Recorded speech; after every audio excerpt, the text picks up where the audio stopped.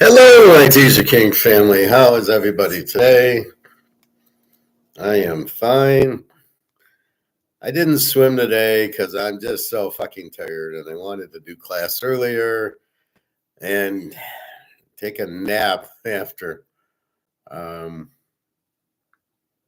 so it's just been too much where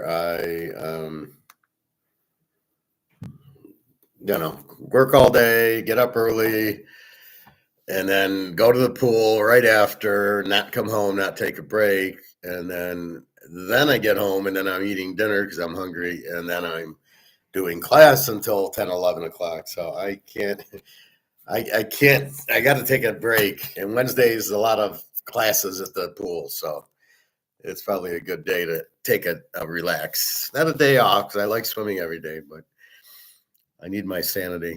On Friday, I'll work from home. Uh, Tomorrow I get paid, so I will looking. So I found this store with the gold. So I'll probably go there for a quarter ounce or two, and then get an ounce the following week. And I realized I get paid five. I get five paychecks this month. Fortunately, I only get a 1 day and a 2 day for Christmas and New Year's, but then I do get three full checks, I think.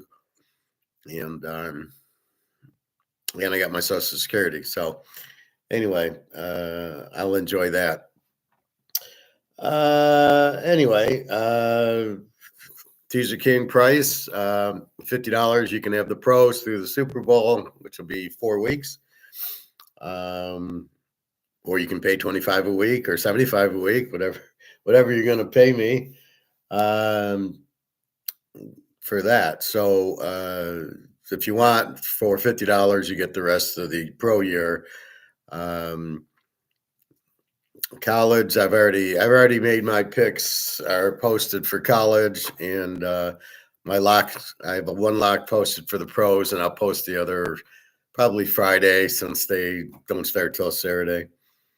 Anyway, let's look at gold, and then we'll get into football. Gold 26.60 up $10. It got up to 26.70. Again, clearly derivatives, paper, silver 30.07. So we know it's holding, it's waiting for us is basically what you look at. It's waiting for us to buy more. So what really makes sense here is China is the one behind this. They're probably paying JP Morgan a pretty penny because it's a bullion bank doing these derivatives, and it's obviously JP Morgan. And why? Because they're behind every Ponzi scheme in the world, from Madoff to everything else. Bitcoin, it's all Madoff. It's all JP Morgan. So think about it. If you want to buy gold, you want to buy it as cheap as possible. So if you want to buy it as cheap as possible, you have JP Morgan do the derivatives, and then China's going, hey, 26.60, we'll buy. India is doing the same thing, Russia. So all of them are buying at this low price. There shouldn't be much gold left. You have 9 new members in BRICS, Indonesia, and Cuba. I don't know why they want Cuba. I guess they need cigars. Putin wants cigars. So that's what's happening there. And that's what I would imagine if you use logic. I want to buy gold because it's the best thing to have, and I want to buy it as cheap as possible because there's still some to get. Once it's gone, then China, Russia will want the gold price at $50,000 if there's even dollars around to price it. So not much there, but still holding on, and these idiots are still using COMEX as the physical price of gold, and we have no idea why. They're just total idiots.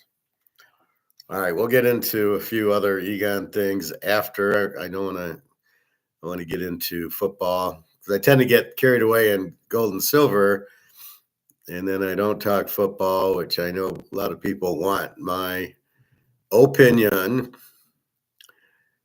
All right, foosball.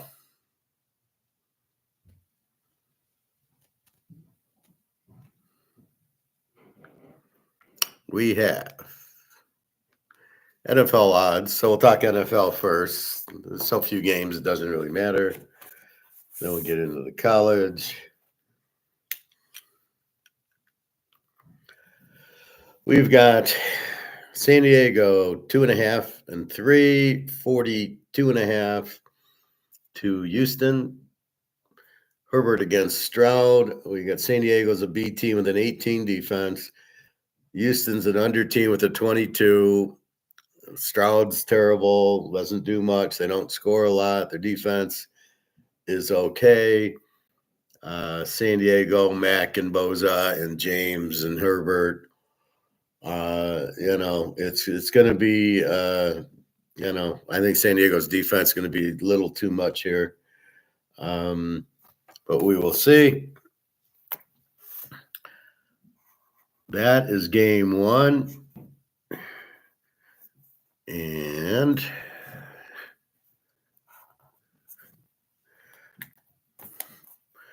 let's see what happens. I don't like the Monday game because Minnesota LA gets screwed because they're going to play either next Saturday or next Sunday, and they're going to lose a full day because they're doing, instead of 3 games Saturday, 3 games Sunday is what should be. It's, Sunday night is bad enough, but then they get all Monday to recoup. Here, they're playing Monday night. They don't start recouping until Tuesday. They lose a whole day and a half. Anyway, no weather to worry about in Houston. Baltimore, Pitt. We've got Baltimore 9 and 43.5. Russell Wilson against Lamar. Pitt is an under team with a 22 defense. Now it's really, they're not scoring, but look who they played. Baltimore, Philadelphia, Kansas City. Teams with very strong defenses. And Pittsburgh just doesn't have, they have the quarterback, they just don't have the receiver. That Pickens guy is just absolutely horrible. I don't know why he's on the team. I don't know what they see in this guy. I would just bench him. I would just give him away because he's terrible. He dropped 5 passes last week. Oh, it was cold out. Oh, poor baby. This is the NFL. You're a professional, and it wasn't that cold. Other people caught passes. So Pitt, the under team with the 22, and Russell Wilson. Baltimore, an A team with the 22, and Lamar, the biggest choke in the world. So this will be an interesting game. Fortunately, they got Henry to hand the ball off to, which I think turns it into an Army-Navy game. I don't know. Pitt just played them and looked pretty shitty against them. What was that game? A couple of weeks ago. And Baltimore won 34-17, a 51. And here it's a 43.5. Again, it was 44. The first game was 18-16. Pittsburgh won. So Pittsburgh beat Cincinnati and Cleveland. Then they lose to Philly, Baltimore, Kansas City, and then Cincy with the do or die had to win. But the thing is, they scored 13 on Philly. Okay, Baltimore didn't score on Philly. 17 on Baltimore, a little surprising. 10 on Kansas City and getting blown out there, and Cincinnati. So if the other team's trying, Pittsburgh is just they don't have the receivers. Pickens is terrible. Najee Harris, Alabama running back, he sucks. They got Russell Wilson, but where's all the receivers? So this is their problem. Freiermuth, okay, but just bad receiving. They need to be able to run the ball on Baltimore, who's probably not worried about their receivers. Baltimore's got Lamar, and we know how he chokes in these big games. So we'll see what it is. It's a big number, 9. I don't know. I'm so turned off by Pittsburgh the last 4 games that they're not scoring. So I don't know if it's going to be an under. I wouldn't go over with it. Or does Baltimore just beat them by 20 like they did last time? They beat them 34-17. But it's a big number, and Lamar's a choke. So Hard to bet on Baltimore here. Maybe it's a total bet. Weather. Let's check the weather. 30 degrees at 7 o'clock. I guess this is a night game, Saturday night. 30 degrees, 6-mile-an-hour winds. It didn't have injuries posted yet, but let's see. These are all January 1st. It's January 8th, so I really don't get the update. I don't see anybody really there. Baltimore again. Again, it says January 1st, so I can't really use these injuries. We'll have to try to go to the other site for the injuries. But we got the weather. Buffalo, 8.5, 9, 47 to Denver. Denver's a B team, 19 defense. Bo Nix really came on at the end. Threw 5 touchdowns against KC, I thought. Buffalo, 18 with a 22 defense. They've always choked in the playoffs. They don't really have that strong of a defense. It's a decent offense, as you saw them light up Detroit. Do I trust them at 8.5? No, I don't trust them at 2.5. Denver, pretty good. I'm not sure I trust them at 14. It's a really hard game because it's not like I can say, yeah, I'm taking Denver and 14.5. That's a joke. I can't really say that. Buffalo at home. Let's check the weather here. It's going to be 27 and 6-mile-an-hour wind. So it's actually a pretty good day there. We can't check injuries yet. So how strong is Denver as a dog? Pretty strong. I think they're 14-1 in the teaser. They were 15-1 in the teaser. So now they're 16-1 in the teaser. Pretty fucking good. Buffalo, I mean, can you lay 2.5? Can only lay 2.5 if you know they're going to win, and you don't know they're going to win. Don't smell what they're cooking. Oh, Josh Allen's this and that. He's MVP. MVP's meaningless when Lamar keeps winning it over Mahomes. You can't, and over Burrow, you can't even listen to it. It'll make you throw up. I don't know what the big thing is to have Lamar, who's probably the 5th best quarterback in the league, to be the MVP. That's a joke. Bo Nix looked pretty good. So we will see about him. Let's see him under pressure.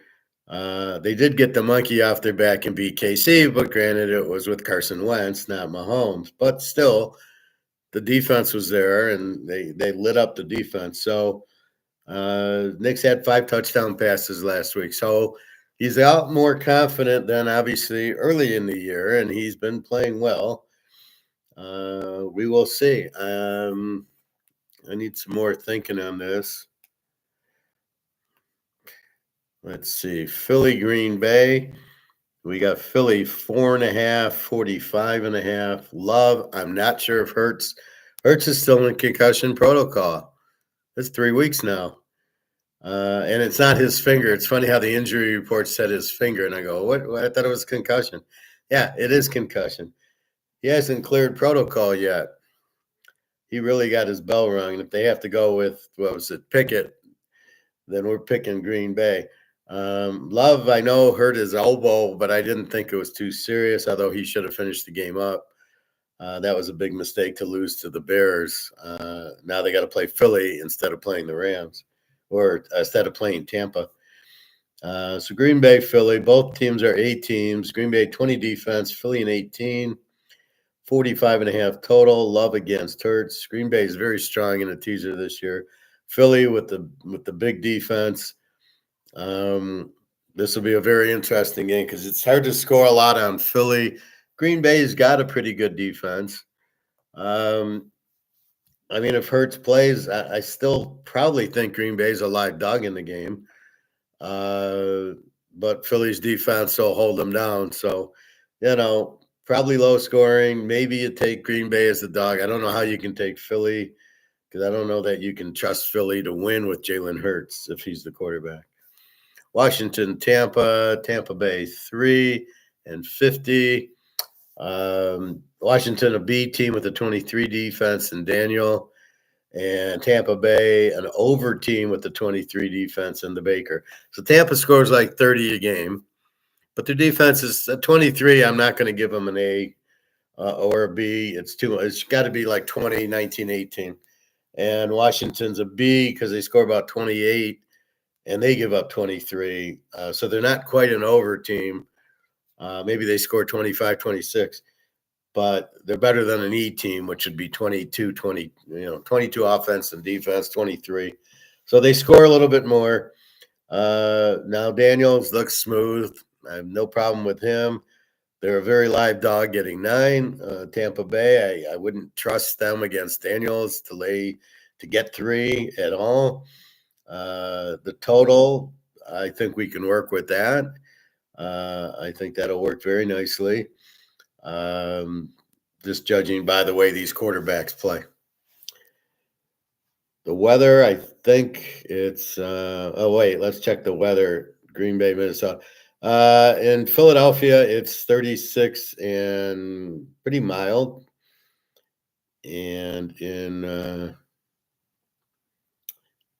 Tampa, we'll ask Bobby. Bobby, what's the weather going to be this weekend? We've got 7 o'clock. We've got 50 degrees and 3-mile-an-hour winds. So weather shouldn't be an issue in this game. Nice and warm. Philly, not too cold. Buffalo, not too cold. Baltimore, a little bit of cold, but not too bad. So really, you're not getting snow. You're not getting the rain. I know there's a storm coming, like Texas and everywhere. I don't know when that's hitting, but right now I'm not seeing the weather cause.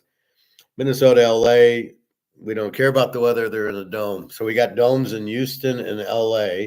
So notice how all the non-dome teams are in here. This spread is Minnesota 1 and 47.5. I did see the Rams favored by 1, only at BetMGM for a little bit, and now it's back to Minnesota -1. They're both A teams, although I put a quotation around Minnesota being an A team. 20 defenses. Darnell against Stafford. Apparently, if you blitz Darnell, he acts like a 5-year-old and chokes. Stafford can handle a blitz, kind of. If you blitz Stafford, he folds too. That's the problem with them. When he was on the Lions, they blitz him and he just fumble the ball and cave in.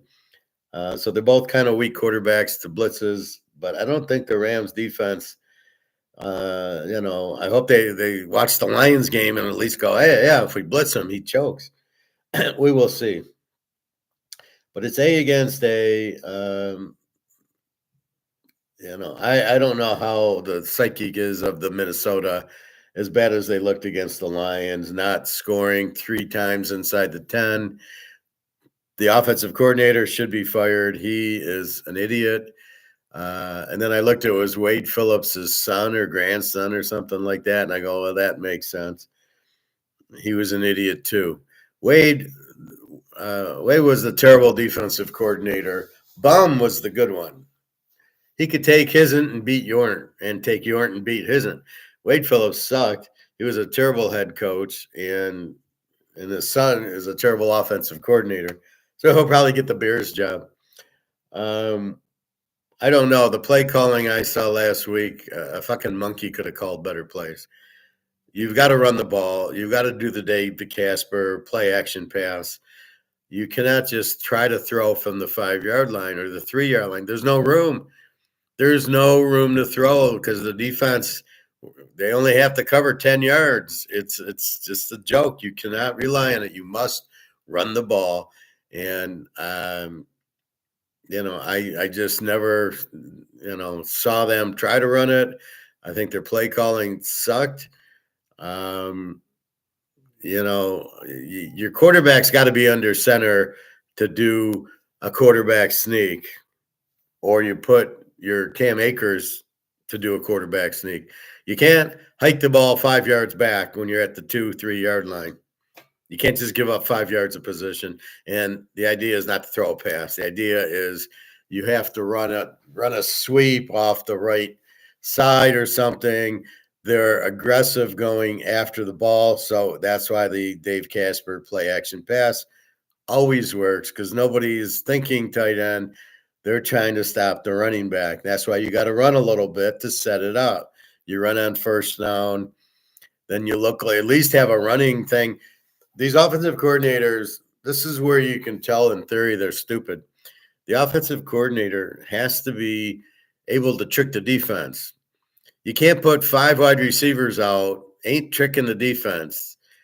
They come with their ears pinned back because they know it's going to be a pass, and nobody's going to be open. You've got to always have at least somebody, a running back and a tight end in the backfield or close. Well, the running back has to be in the backfield, and you can't take it. You got to take it under center. And if your quarterback can't do that, get a new one.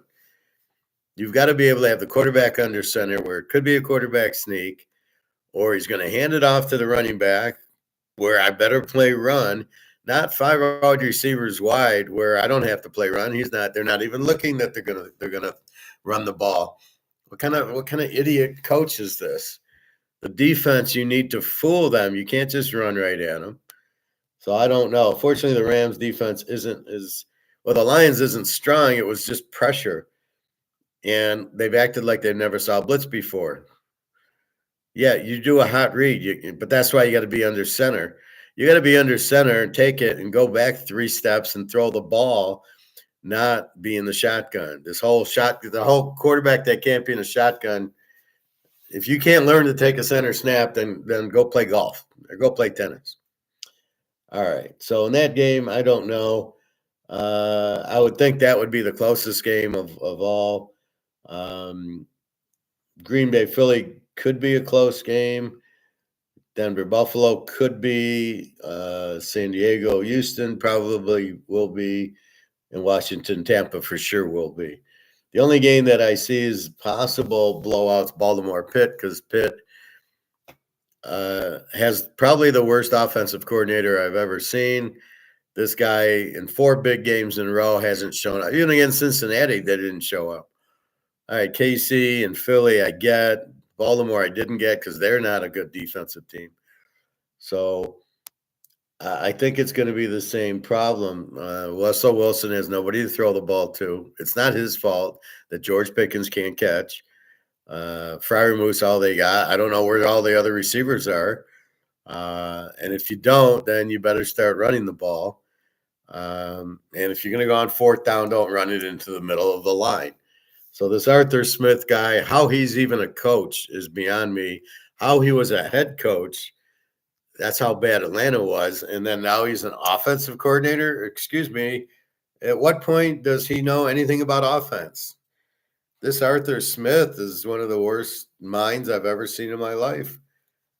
Why don't you get a guy from Texas Tech or TCU or SMU, one of these, good offensive minds, let him be the coach. The Kansas guy who's at Penn State.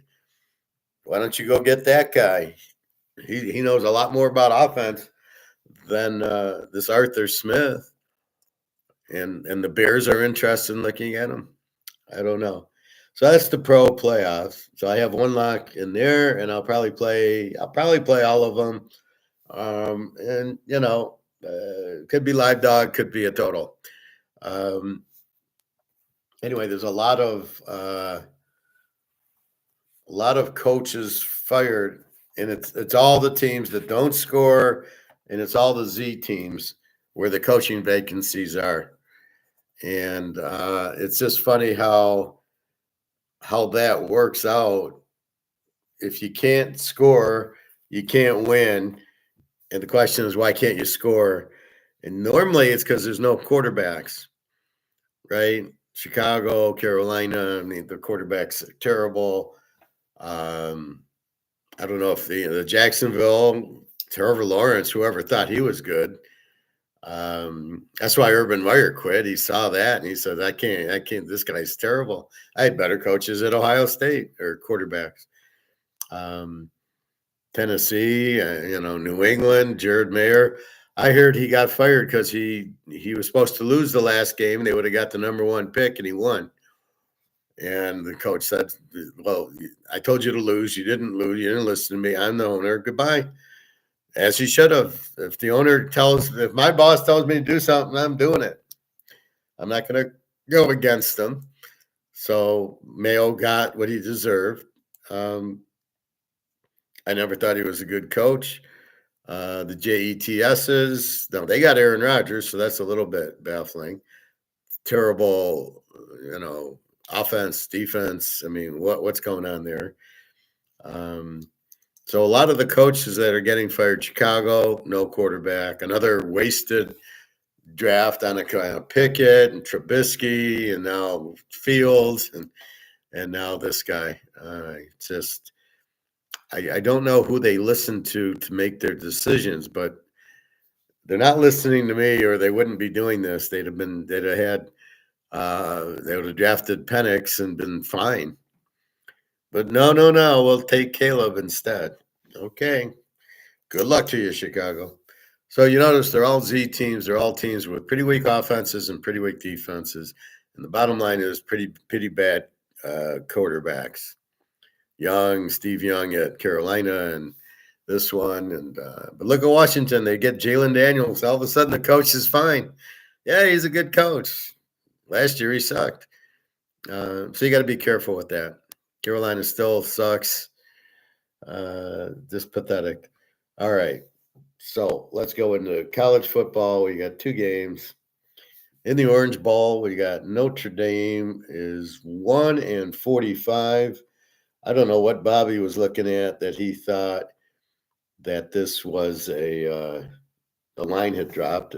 The line didn't. I had 1.5, 45.5, and 1.5. Both are A teams. Penn State, 16 defense, Notre Dame 13, but I question both defenses as Penn State gave up 14 to Boise and 10 to SMU, but that doesn't, the Boise game 14, Notre Dame beats Georgia on a kickoff return. They didn't score.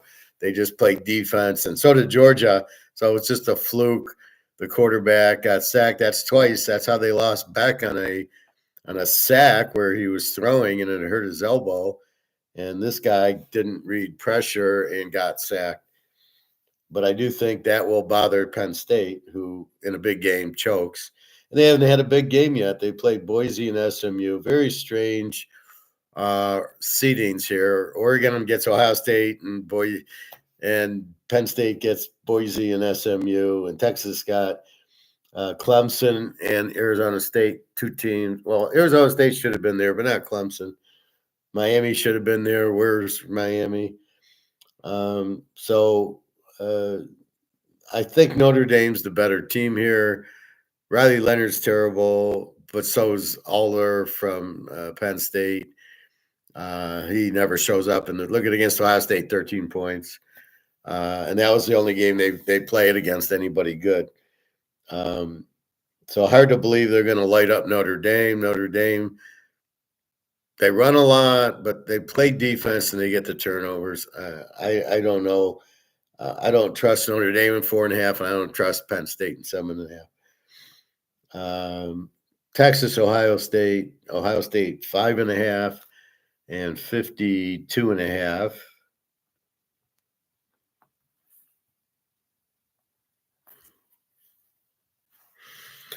We've got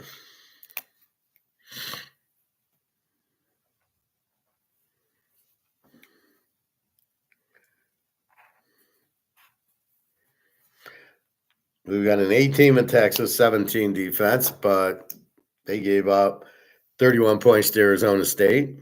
So I don't think so. Ohio State with a 13 defense, they gave up 21 to Oregon. The first time they gave up 32 to Oregon, and they lost to Michigan. the fact they beat Tennessee in the cold at home is a joke, and then they beat Oregon, which was a fix. So we're now looking Ohio State, Texas. Texas hasn't shown me anything. It's hard to say here because Ohio State, are they going to go play Michigan ball, or are they going to, are they going to be flat because they beat Oregon? But then it really wasn't a clean game. It was a fixed game. Or Texas, who couldn't handle Arizona State and Scatterboo. So I don't know. I mean, I don't know how bad Texas is going to play. They're not going to play a too deep zone against this Ohio State receiver, which is just criminal that Oregon didn't do it, and it'll be criminal if Texas doesn't do it. Both defenses are pretty good. Ohio State's been scoring a lot, except for the Michigan game. Texas has been scoring a lot and giving up a lot. 38-24 to Clemson and 39-31 to Arizona State. So you think Texas has a good defense. Let's see. They gave up 24 and they gave up 31. So they're a 27 defense. They're not a 6-17 defense. So I think they'll be scoring in this game. This game is at Jerry World in Texas, which makes no sense again. Giving a home field advantage is ridiculous. Now it's not at Texas, but it's at the Jerry Dome. Ohio State shouldn't be bothered by it. They just won at the Rose Bowl. Again, really, Texas should be there, but really they lost to Georgia twice. Notre Dame lost to Northern Illinois. I'm not sure they should be there. And they beat nobody. Penn State didn't have a good win. And Notre Dame, their best one was Louisville. They barely beat USC. Texas lost to Georgia twice, didn't play anybody in the SEC, A&M, and they beat Oklahoma. Oh, boy. And that was it. And Ohio State lost to Oregon, lost to Michigan. Their only win was against Penn State. So I don't know what I'm seeing here. I'm seeing teams that aren't even playoff teams, or the college football just got real shitty this year. Teams like Mississippi, Alabama don't make it, and you've got where was BYU? Why is Boise in here? Arizona State, I agree with. I'm not sure Clemson and I don't. Okay, Arizona State and BYU should have been in ahead of Clemson and SMU. What was that? If anything, Miami was the best team in the AC. Well, SMU and Miami were the best two teams in the AAC and the ACC. Not Clemson. They had 3 losses. Georgia beat them 33-3. What are they doing in the playoff? So, you make 12 teams, but then the teams you put in are so bad. 4 Big Ten teams. Oh, yeah, the Big Ten commissioner runs the college football playoff. I forgot. Penn State lost the conference championship, should have been out. Ohio State lost to Michigan, 2 losses, should have been out. Indiana had 1. I agree with them, but the draw of Notre Dame was ridiculous. Why did Arizona State and Boise have the bye and not Indiana? Indiana should have had the bye, like Oregon did. So Oregon, really ridiculous having to play Ohio State. Then they should have gotten Boise or Arizona State. They already played Boise and beat them. Maybe Notre Dame. It should be Oregon, Georgia in the finals. They're the best 2 teams. Georgia lost their quarterback and gave up a kickoff return. Otherwise, they beat Notre Dame. And Penn State has no business being in here. So I think Notre Dame will show them. They've been playing well, Notre Dame. They beat Army and Navy, so that's good for me. And then Texas, I don't like yours. And Ohio State, what can you say? You lose to Michigan, you should not be in a playoff. You lose to like one of the not even top 50 teams, and you got them in a playoff. All right, so that's the playoffs. I have played the college, not too heavy. Basically, I don't trust Now, last week was weird because I did win like Oregon over, but lost Oregon, and I won Georgia under, but lost Georgia, and then I hit Arizona plus the 19. So it was a very strange week last week. These bowls are getting extremely hard to predict. Although I had the Army, I had the Navy, I had Miami. Uh, it's the LSU, it's the backup quarterback, I think, in the North Texas State game.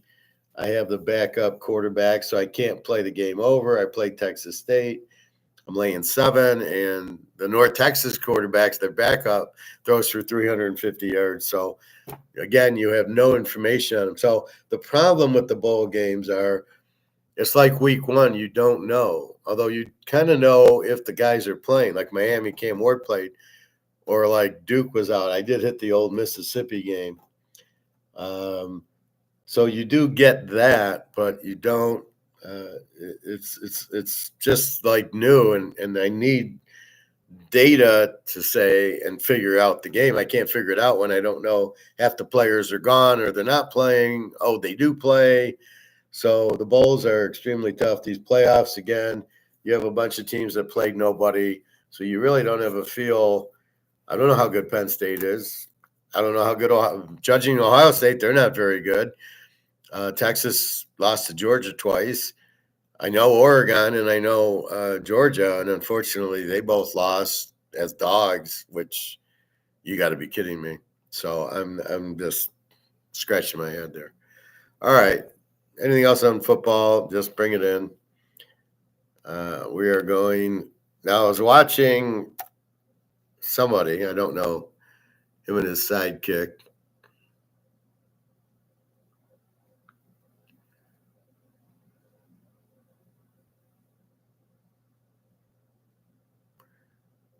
Let's go.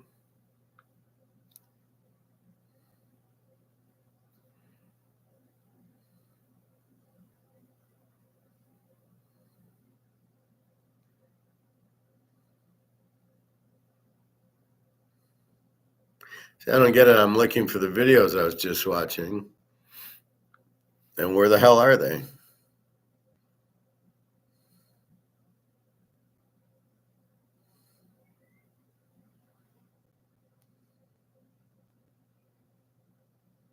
So they're trying to chase Bill Gates out of Britain. They were rioting over him. Canada has fallen. Here's what it means for the world. It means that they've fallen.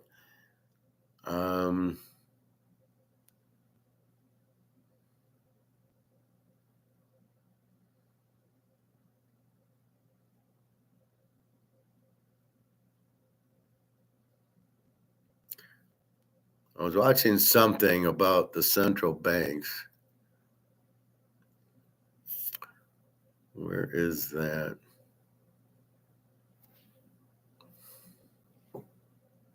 What the hell was I just watching?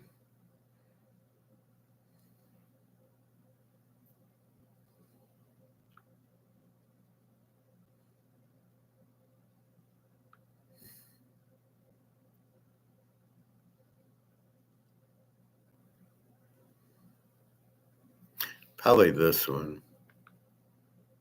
There's a reason you can smell the asparagus come out of you in your urine. It's good for kidney health. For ginger, recent study in renal. And all of this is going to happen in a grease lightning speed. Okay. I think, Mitch, I'm going to play something here. I don't really like these guys. I want to bury them because they don't know what they're talking about. I love doing this.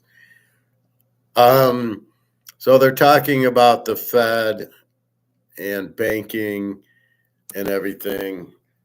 And as I've talked, it's a Ponzi scheme. It's the biggest Ponzi scheme in the world. The banks are just thieves. Now, I had something on inflation, which is basically to say that the banks cause the inflation, not the Federal Reserve, because the banks print money for loans that they don't have. I'm looking for that.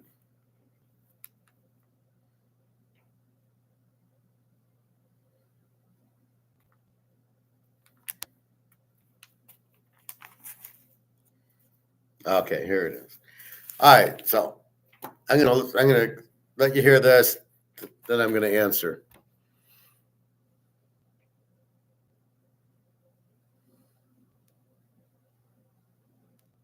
The matter is the banks want the high leverage, and he's saying, well, you shouldn't have such high leverage. This isn't even debatable. This literally is proving my point. Shut this damn thing down. It's a poison. It's a cancer. And all of this is occurring on the backs of mom and pop. Either mom and pop's money is going to get ripped off because the banks are going to steal it. So what this idiot's talking about is that they should disband the Federal. They should close the Federal Reserve. It's not even legal. It's not in the Constitution. It actually says you should not have a Federal Reserve. But the president has no say over Brooke Powell or any of these guys in the Federal Reserve because they're not government employees. So Trump can't fire them. And give them back a share in a bankrupt bank.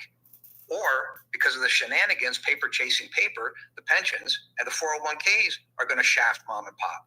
Your choice. Either way, they are the purveyor, the key purveyor of inflation. They're responsible for this. Okay, no, they're not. Fiat money. Government runs the presses. China first. Government prints money to cover the deficit. The fiduciary credit inflation is the banks. JP Morgan, Chase. It's the most dangerous. Bank credit, the trade cycle, and the final exam essay. That's what causes inflation. The worst is by the money supply created by the banks. That's who creates the inflation. The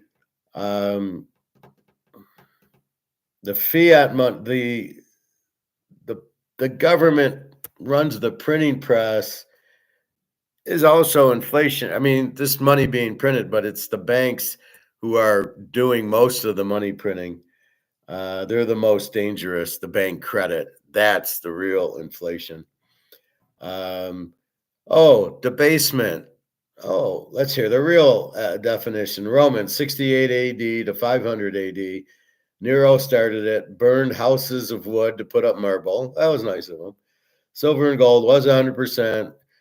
Gold was 100%. Then silver and gold was less than 100%, debasing. Gold was less than 100%. Debasing is taking the gold out of the coins, not the paper. I don't know why these idiots keep calling when there's inflation and they're printing the money to death, calling it debasement. It is clearly taking the gold and silver out. This is right here, my master's program, right here. Debasement, right there. It's in green, debasement, right? I can't do it any better than that. Taking the gold, silver and gold was 100%. Then it was less than 100%. They took the gold and silver out of the coins. That's debasement.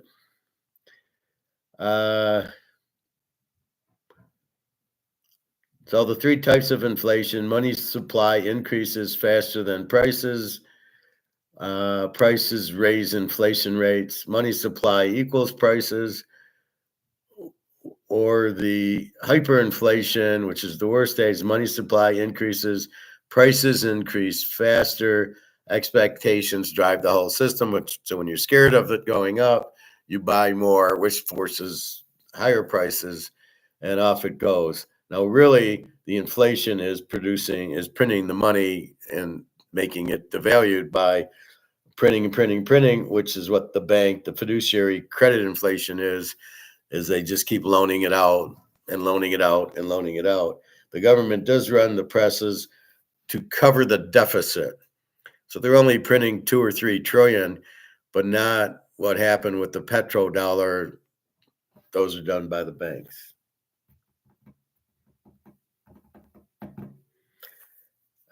So I wanted to share that with you because this guy has the banks are already, and we've covered a lot of this, Mitch, the banks are already highly leveraged.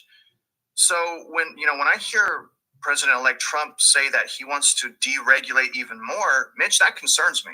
Let's go back into the article. During last year's presidential campaign, there were published reports that former President Donald Trump would try to fire or demote Barr. But at a press conference in November, Fed Chair Jerome Powell said the president doesn't have the legal authority to do either one. Senator Tim Scott, who is in line to chair the Senate Banking Committee, which oversees the Fed, on Monday called Barr's proposed financial regulations disastrous. Unbelievable. And this is like Basel III. Like this is from 2008. It's like the more time that goes by, the less powerful it is. And I question whether or not they're even going to implement it at this point, Mitch. I mean, this is absolutely disgusting. He has previously said that they would limit lending by banks and weaken the economy. I don't like language like that, Mitch. Michael Barr has failed to meet the responsibilities of his position, Scott said in a statement. I stand ready. He's 100% right. You don't want to slow down the money going into the economy. What you want to do is qualify the money that's going into the economy, and don't let the banks sell this stuff off. Make them responsible for the loans that they're putting on their books. When you do that, now you've got something. But here's the thing. If you do that, you do not need the Federal Reserve. It is a completely useless. Okay, it has nothing to do with what he's talking about. The Federal Reserve runs the printing presses, as we said, causes the inflation because it pays for the deficit, and it's nobody can really guard it. The president has no power. It's run by the banks, and the banks are going to do whatever they want. They're going to print money, and they cause all the inflation. And so the Federal Reserve's job is to make sure the banks are solvent, because who runs the government? The banks do. Who runs the Fed? The banks do. So JP Morgan runs it. He's got the printing press. He prints all the dollars. So this is the problem. What he's talking about is nothing. The Fed prints money, causes the inflation. That's the bottom line. That's all you really need to understand, is the Fed is the one. They shouldn't be there because the problem with the Fed is they're the monopoly for printing money. And as we know, you should not have monopolies. You don't want a monopoly. You want competition. And so the Fed takes away the competition of the money. So in other words, the Fed keeps printing the money and the banks keep printing the money. It's all the same. It's all a Ponzi scheme run by Madoff. So because everybody's doing that, it doesn't matter. And they're going to bail out the banks when the banks fuck up, and they give these bad loans. They don't care. They're just loaning out money, and that's the inflation, and there's no penalty for them because they run the government. So whatever the Fed does, the Fed's run by JP Morgan. So they're not gonna, there is no, like, the Fed shouldn't do this or shouldn't do that. It doesn't really matter. They're run by the banks. The banks run the Fed, the banks run the government. So until you kill that, it doesn't really matter whatever this idiot's saying. Sucking money right out of our system in the form of taxes. And what are those taxes? It's called inflation. That's what Inflation's not a tax. How is inflation a tax? What inflation is it devalues the money, right? It prints more money, making this worthless. How is that a tax? It's not a tax. To me, a tax, I get paid, and then I have to pay. All of a sudden, the government's my partner, asking for 10 or 20% of my pay, so they can do schools and build roads. So that's the problem with the banks, right? Inflation's not a tax. A tax is a tax. Inflation is devaluing the money. They're apples and oranges. They're two separate things. But inflation is not a tax. I don't know why these people, they get off on these tangents, and I don't know if it sounds good or they're just trying to attack, and they're wrong. And then somebody else, oh yeah, inflation is a tax. Inflation is not a tax. It's not a sales tax, not an income tax. It devalues the money. The money is worth less. That is not a tax. That's killing the value of the dollar. Is not a tax. It's killing the value of the dollar. It's killing the dollar is not, why is it a tax? These people are so stupid, but we're getting to the point. the Federal Reserve is doing to the world. The IMF is the mirror of the Federal Reserve. The Bank of Canada is the mirror of the Federal Reserve. This is a criminal operation designed to support the banks, and it is failing. Okay, first of all, it's run by the mafia, which is run by the banks. So what does he think the IMF and all the central banks, and he didn't include all the countries because all the countries have a central bank. The bankers run all the countries because it's run by the mafia and George Soros. And therefore, what does he think is going on? Of course, the banks are going to tilt everything in their favor if they're running it. The problem is there's nobody strong enough to say, no, we need a gold-backed currency. That's what we need, the gold-backed currency, but nobody's there to do that. So since the mafia runs the banks, runs the government, they say, no, we'll just keep printing. But the mafia doesn't understand you can't keep printing. If the mafia had any brains, they would be buying up all the gold and then letting the gold price run, and they'd make 100 times more money doing that than what they're doing by printing these dollars. They don't understand that it'll lose the value. And that's what the inflation is, but it's not a tax. All right. But that's it. The banks are not put in there. They're put in there by the banks are put, the central banks put in by the banks to back it up. So if they do lose, they get bailed out. That's the whole point of it. They're corrupt. Of course they're criminals. The whole system's criminal. The whole system's corrupt. This guy just figuring out this now, huh? And the sooner people understand that, the faster we get out of this mess. You know, Mitch, so my immediate knee-jerk reaction is then we have to remember that the government's not our solution. That ultimately you have to be able to take charge of our own lives. Shut the fuck up. My immediate knee-jerk reaction is then we need more regulations. But here's the thing, I like what you said. The current regulations aren't even working to begin with. I like how you're explaining how important qualified loans are, right? But the interesting thing about that is well, qualified loans in 2022 for a home loan, it may be completely different now because property tax and everything went up. But maybe instead of more regulations, what we need is new regulations. Is that fair to say? No, you want the invisible hand. You don't want any regulations. The regulation is the competition. That's why you don't want regulations. You want to stay out. You want the government out, the invisible hand. Keep the government the fuck out of our business. And everything should be no regulations. We don't want the government involved. The competition is the regulation. Well, I can't, I got Canadian Club here and it's good. And I regulate myself versus Seagram's versus, Black Label versus Doers versus, Glenfiddich or versus Maker's Mark. We regulate ourselves because I better come up with a good whiskey that's cheap. Otherwise, get out of my hair. Let me design the bottle and the label. That's all designed by marketing. Let me do that. So I don't want to do, I don't want the government to tell me, like in cars, oh, you got to get 40 miles to the gallon. I don't want the government telling me to do that. I'll do it if I can to compete with GM, Ford, and Toyota.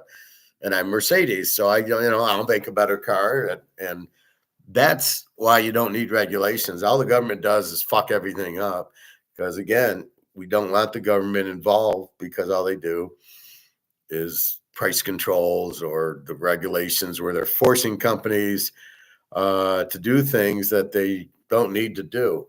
That's the problem with regulations. So you never want any regulations. As long as you have competition, that's the regulation. And that's how it should be. Simple. Shut the Federal Reserve down. Say, banks, you now own the loans that you put on your books. Done. You have to understand something here. The Federal Reserve and the local taxing entities act exactly the same. Do you know that the local taxing entities say, well, we have, in this case of Texas, we have the state comptroller, we have TDLR, we have TALCB. None of them claim responsibility for being able to fix the problems. They created the problem. They allow the taxing entities to exist. Then you have the Federal Reserve doing the exact same thing, claiming autonomy. You, the federal government, can't tell us what to do. Okay, let's try it. Why is he this stupid? I mean, he's acting like he's never heard of this before. You know, I guess I'm too smart for my own good. And I knew this in 1995 when I got my master's. The governments were corrupt. They're run by the banks who are corrupt. They're all in bed. They all get bailouts.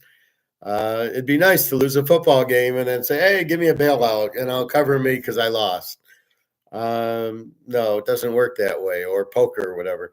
So it's really interesting that this guy's so like he just figures this out now, and you're like, who is this idiot? I don't like this guy, but I was watching it because of the Federal Reserve stuff. I didn't even know it was Heckle and Jekyll here. This way. If nobody claims responsibility for their actions, then do you understand there is no law? That is the exact case that we're making right now at the Fort Worth Court of Appeals. If there is no law, there is no justification for charging the tax. Okay, there is a law. It's just not being enforced. You speed every day in the car, or you run stop signs in the car, but if nobody enforces that you're in a 45 and you're doing 50, if nobody enforces it, it's still a law. It's just not being enforced. So that's what's happening here. But this guy's just too stupid. There is no authority to grab any money from anybody. Either the law exists for both parties of the contract, or it doesn't. And if it Sounds doesn't, like a what the lawyer. hell are we doing paying these taxes? All So right. you see, well, it's all hooked at the hip. You cannot say, well, we're going to regulate this and regulate that, and turn around and do the exact opposite. This is why the Federal Reserve is failing, and this is why the inflation has gotten so far out of hand. No, that's not why the Federal Reserve is failing. The Federal Reserve should never have been put in time because they're a monopoly. And you cannot allow one company, JP Morgan, to be the printing press. You must have competition. That's why the Federal Reserve is failing. It's very corrupt. And as far as the inflation, it's the banks printing the money and the Fed printing the money that causes the inflation, because it's been in printing. You print too much money because they can loan out 90% of your money. So you give them 10 grand, they loan out 100 grand with your 10 grand for housing loans, car loans, whatever. That's the problem. And then if the loans go bad, oh, well, we'll bail you out because that's what the central bank's there to do. So this guy's, I don't know, a little bit more. I got it. A couple more minutes. There's a couple more keys that I want to kill him on. I think, Mitch, I think that I understand your point. Essentially, what you're saying is I mean, the government needs to stop getting involved. The regulations that they are issuing right now just doesn't work. And so if you were to deregulate and let companies and banks fail because of their own bad decisions, that's the type of economy and markets that we need. So You want to get rid of that, inflation? That's what you do.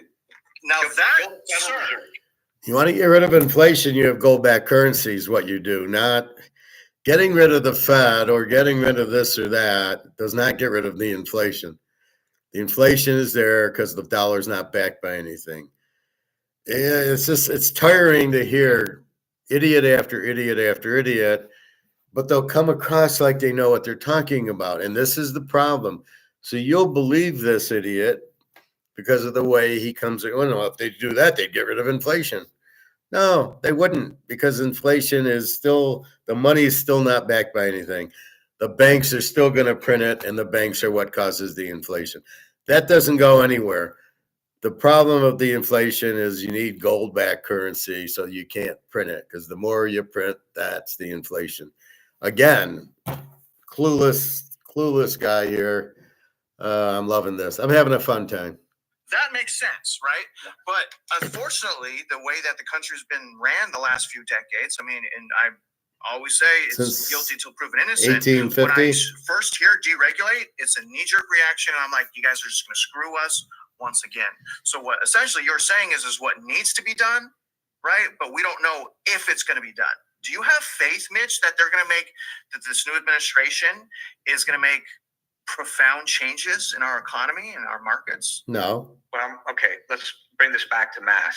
The answer is they don't have any choice in the matter if President Trump wants his legacy to be solid.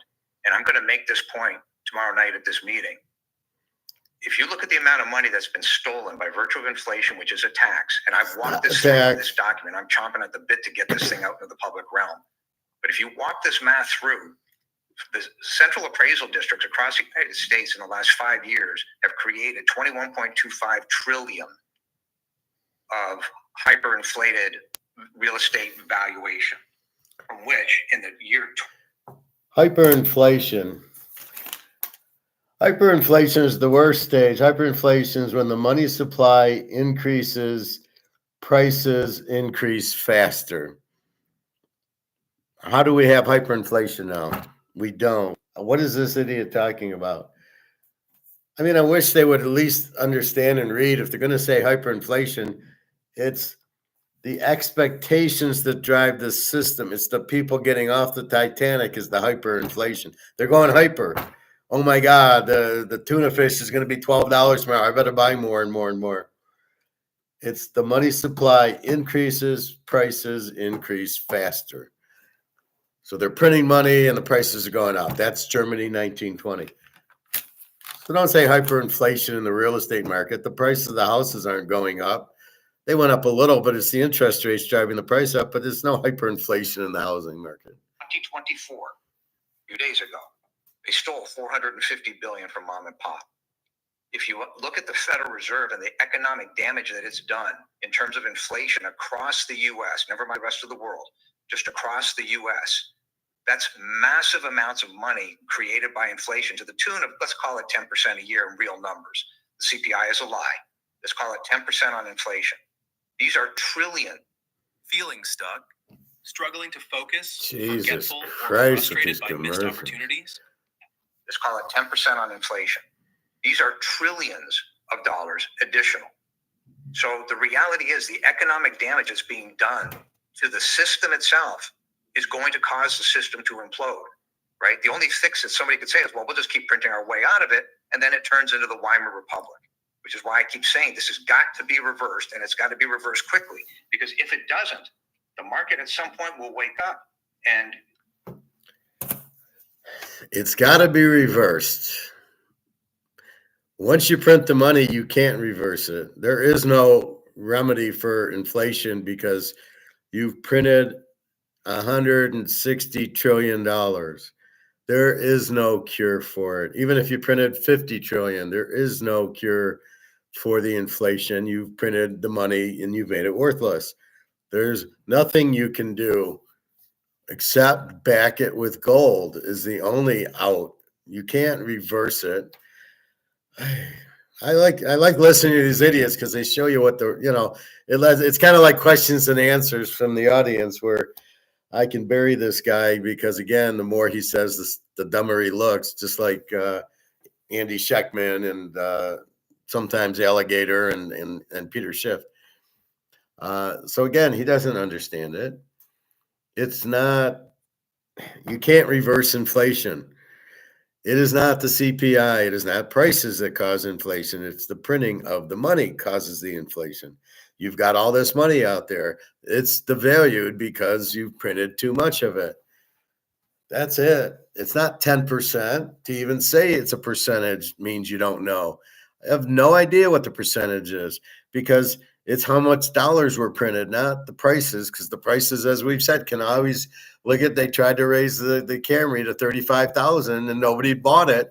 He lowered it back to $26,000. That's the market speaking, saying, I'm not paying $35,000 for it. I'll pay $26,000. That's not, that's why you can't measure inflation in prices.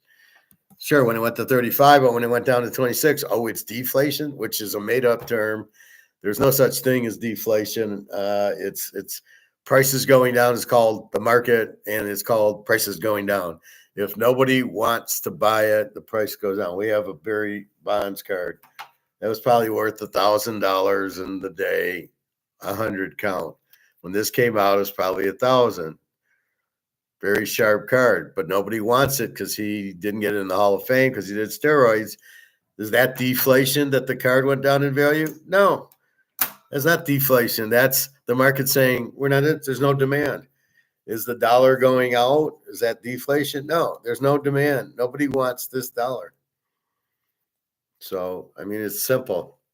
But you get idiots like this, and I hope nobody's watching these guys and going, oh, he said this. Oh, let me talk to the professor all about this it. is going to happen in grease lightning speed. And once that snowball starts moving, you cannot stop it, because the confidence of the good faith of the United States of America will have been shaken to its core, and the value of the US dollar will disintegrate because nobody will want it.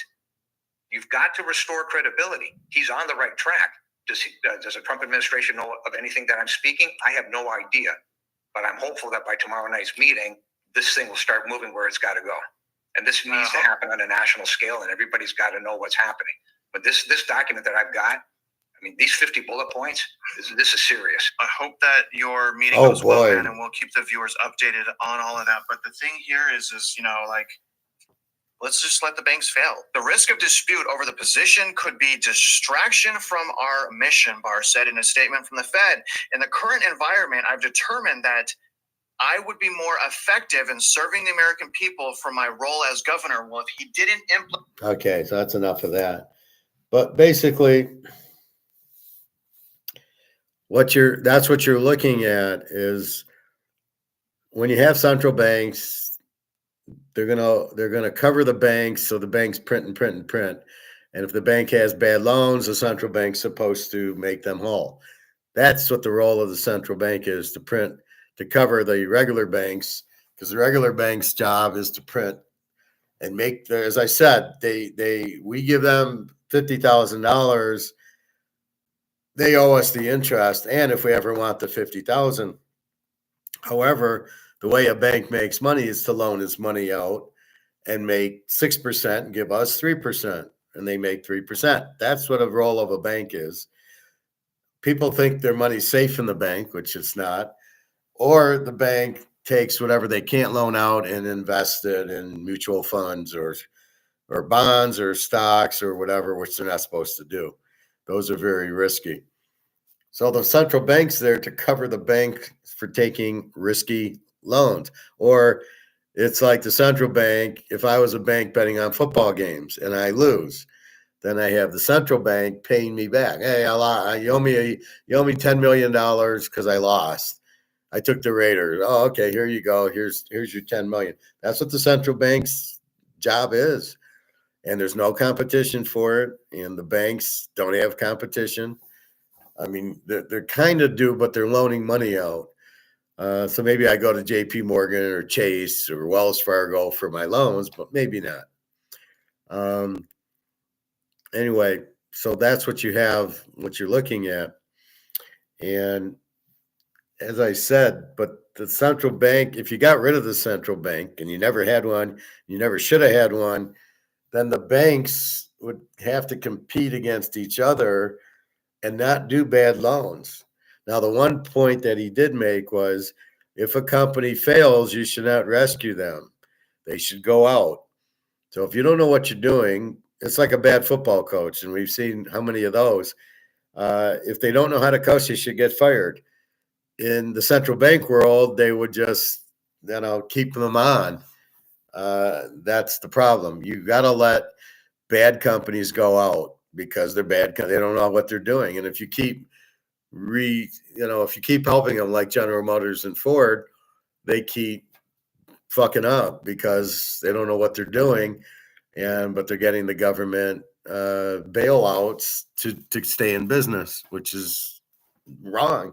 So if a company doesn't know what they're doing, it should go out. If a bank doesn't know what they're doing, they should go out. There should not be a central bank. There shouldn't be anything. It should just be just capitalism, just free market capitalism. If I make a donut stand and Bobby comes in and he's $1 cheaper and he makes a good donut and I make a good donut and everybody goes to Bobby, I go out of business. That's what should happen. Or I'm going to fight Bobby and I'm going to undercut him by a dime, but I'm going to add sprinkles to my donut or extra chocolate or something. And then I make business. So it's up to me to be innovative, to compete with Bobby and he compete with me. And we both make profit and we're both in business. If we can't make profit because of the government regulations, then we got to go out of business. And that's what they're doing to a lot of people with the regulations. Then you got the inflation driving up costs because the dollar's worth less. So I got to use more dollars to buy electricity and to buy steel and metal and plastic, whatever I need. And that's the problem with it. So I'm really in trouble. So A, you always want competition. B, if you fail in business, you got to go under. You can't stay in business losing money like these coaches, right? If you're, well, it's like Dallas. They have McCarthy. Let him go already. The guy's terrible. Cooper Rush should have been his quarterback. So that's my whole point. So the whole issue should be that you want if the coach is bad, you fire him. If the Pittsburgh offensive coordinator is terrible, you fire him. That's what you do, and you find somebody that works. So if this company fails, I'm making pistachio nuts, or I'm making pens, and I don't make them good. Nobody buys them. I should fail. I shouldn't get help from the government to stay in business. And this is the problem, and it's really terrible. So you want the bad to go out and the good to be rewarded. No regulations at all. Let the competition be the regulation. I don't need regulations. If me and Bobby are competing, then why do we need regulations? Give me free trade and give me laissez-faire. Leave me alone, government. Get the fuck out of our way and let us compete. And that's what we should. That's why America's good. Where, as I was reading about Russia, they have state-run banks. So that the banks are run by the state, not even banks are competing with other banks. They're state-run. Now, I don't know really if there's any difference here, if there's state-run banks. Well, I guess the banks run the state here would be the only difference. All right, questions, comments, let me have it. I'm done with these morons. Bill Gates got chased out of Britain, and he's a loser anyway. 4 silent but deadly ways to take down your enemies. This sounds like a good one. This is a stoic one for you, Bobby. The BRICS nations, Brazil, Russia, India, China, and South Africa, have declared war. The most important thing you can learn is personal responsibility. Bad things happen. It's your job to overcome them. Never decide when you're angry, and never promise when you're happy. The richest wealth is wisdom. The strongest weapon is patience. The best security is faith. And the greatest tonic is laughter. All are free. Your best teacher is your mind. Do good for others. It will come back in unexpected ways. One of the best feelings is knowing someone is happy because of you.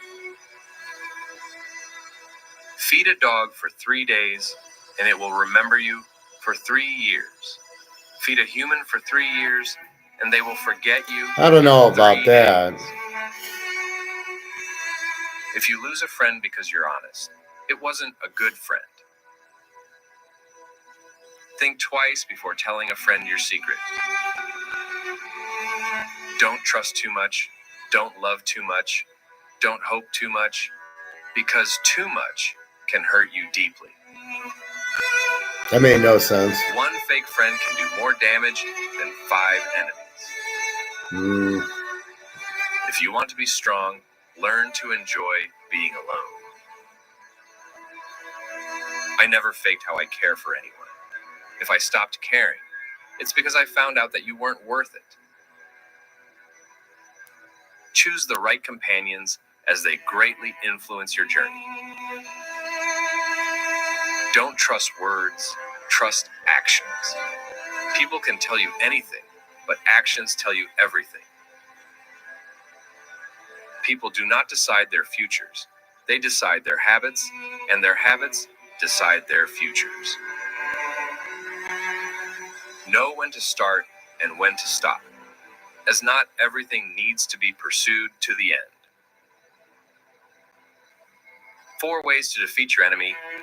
Know your enemy, understand their strengths and weaknesses, and prepare yourself strategically. The art of war. Silence and smile are 2 powerful tools. A smile is the way to solve many Hello. problems, and silence is the way to avoid many problems.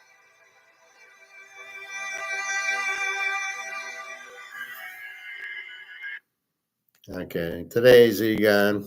I was always concerned about what's happening in the world and the derivatives. So I've studied history a lot. I knew that every monetary era ends and every currency dies without fail. No currency has ever survived in its original form. So I knew that was going to happen this time also. Of course, you never know when. You only know that the risk is there. So I decided that the best way to preserve wealth is with gold. Gold is the only money that has survived. Gold has been around for 5,000 years. It's nature's money, really. When you did that real vision on the history of gold, and you had the periodic table and all the elements. It just, you go through those elements and you look at the characteristics that make for money, and there's really only one choice. Yes. There's really only one choice, and it does come down to, as you said, nature's money is the perfect way to put it. Yes. It's almost as if it was conceived to be money. So that's so fascinating. You demonstrated that in a very clever way. And I obviously came to that conclusion also. Well, what they're not saying is it's money is what is the most demanded. And it's just the way gold looks, and you can't do anything to it. You can't melt it. You can't burn, you can't, not too hot, not too cold. You can't destroy gold. So that's why it's such a good money, but it's because it's the most demanded. And the reason it's been along so well, you can't print it. The reason all these chuckleheads go out, all the gold, all the dollars, is because they print it too much. So it's a simple, you're flooding the market with the dollar. That's why it goes out. And I showed you that diamond video. Maybe we'll take a quick look at that also. Cutting off Europe. Europe will go dark. China and Russia are trying to play with the heat and the gas. Naughty people. All right. I'm going to play you this because this leads right into the dollar. This is the diamonds. Buying our first home that loses half its value and a diamond ring that drops by 80%. What kind of bad luck did the 80s and 90s generation run into? Recently, diamond prices have plummeted. Lab-grown rough diamonds have dropped by 85%, and the retail price of loose diamonds has fallen by 80%. I opened my jewelry box and my heart sank. Over the past 2 years, the price of lab-grown diamonds has plummeted. A 1-carat diamond that cost over 5,000 yuan last year now goes for just over 1,000 yuan. With profits shrinking to near zero, many factories have halted most of their operations. These days, the price of a ring setting can exceed that of the diamond itself. A classic 6-prong 1-carat diamond ring with a D color grade now costs just over 3,000 yuan. Even higher quality stones or more intricate designs are priced at around 4,000 yuan. For those who previously spent a fortune on diamond rings, especially members of the 80s and 90s generations, the dramatic drop in diamond prices is hard to stomach. The lab-grown diamond industry is facing widespread losses across the supply chain, from raw material production to retail. Many businesses have been forced to shut down, while some vendors have taken to Douyin to vent their frustrations. So what happened is they flooded the market with diamonds, and that lowers the price because supply went way up. Demand can't possibly keep up. So if you have something and nobody's buying, you lower the price. So what does that remind us of? Something flooding the market. Oh yeah, our dollars. So as the diamonds got flooded and the price went down, guess what's happening here? It's getting flooded and the price is going down. The difference is because you don't buy the dollar, you don't know that the price has gone down. The diamonds you're buying, right? So you can see, oh, it was 5,000, now it's 1,000. You can see, you kind of get a feel for gold and silver, but you really don't because it's not a real price. You can see other things like food go up, but you can't. Diamonds you can see going down, but you don't know what does this cost? What are you spending on this dollar? We know what it's worth. It's worth a penny, or $100 bill is worth $1. We get that, but we don't really know what this costs, like we do with the diamonds, right? It's cheaper. And especially with inflation, the diamonds should be going up, but because they're getting the flooded. Now let's go to COMEX and the derivative. What is it? What are they doing? They're flooding the market with paper gold and silver. That's why that price doesn't go up. Because there's no price for physical, we have no way of knowing the true value of physical gold. And because they're flooding the market with the derivatives, it keeps the price down. So if we're smart enough, which we are, to understand what the fuck's going on, we realize it's the paper gold that's being flooded, not the physical. We realize the physical is very limited. Everybody's buying it. The demand for physical, we just don't have a physical price yet. Now, Mark McGuire says it's coming very soon. And when it comes, then that'll be it. And we'll see it jump way high, which is what my whole thesis is for the last 3 years is the physical. We're buying physical gold at the paper price that has been flooded. The flooded paper price is what we're buying very limited physical gold with. That's why I tell you 20,000 and 2,000, 3,000. It's because I'm talking about the physical gold price, which there isn't any, but we know it's a hell of a lot more than the flooded paper price. That's what I'm talking about, and that's a home run. That's a sure thing.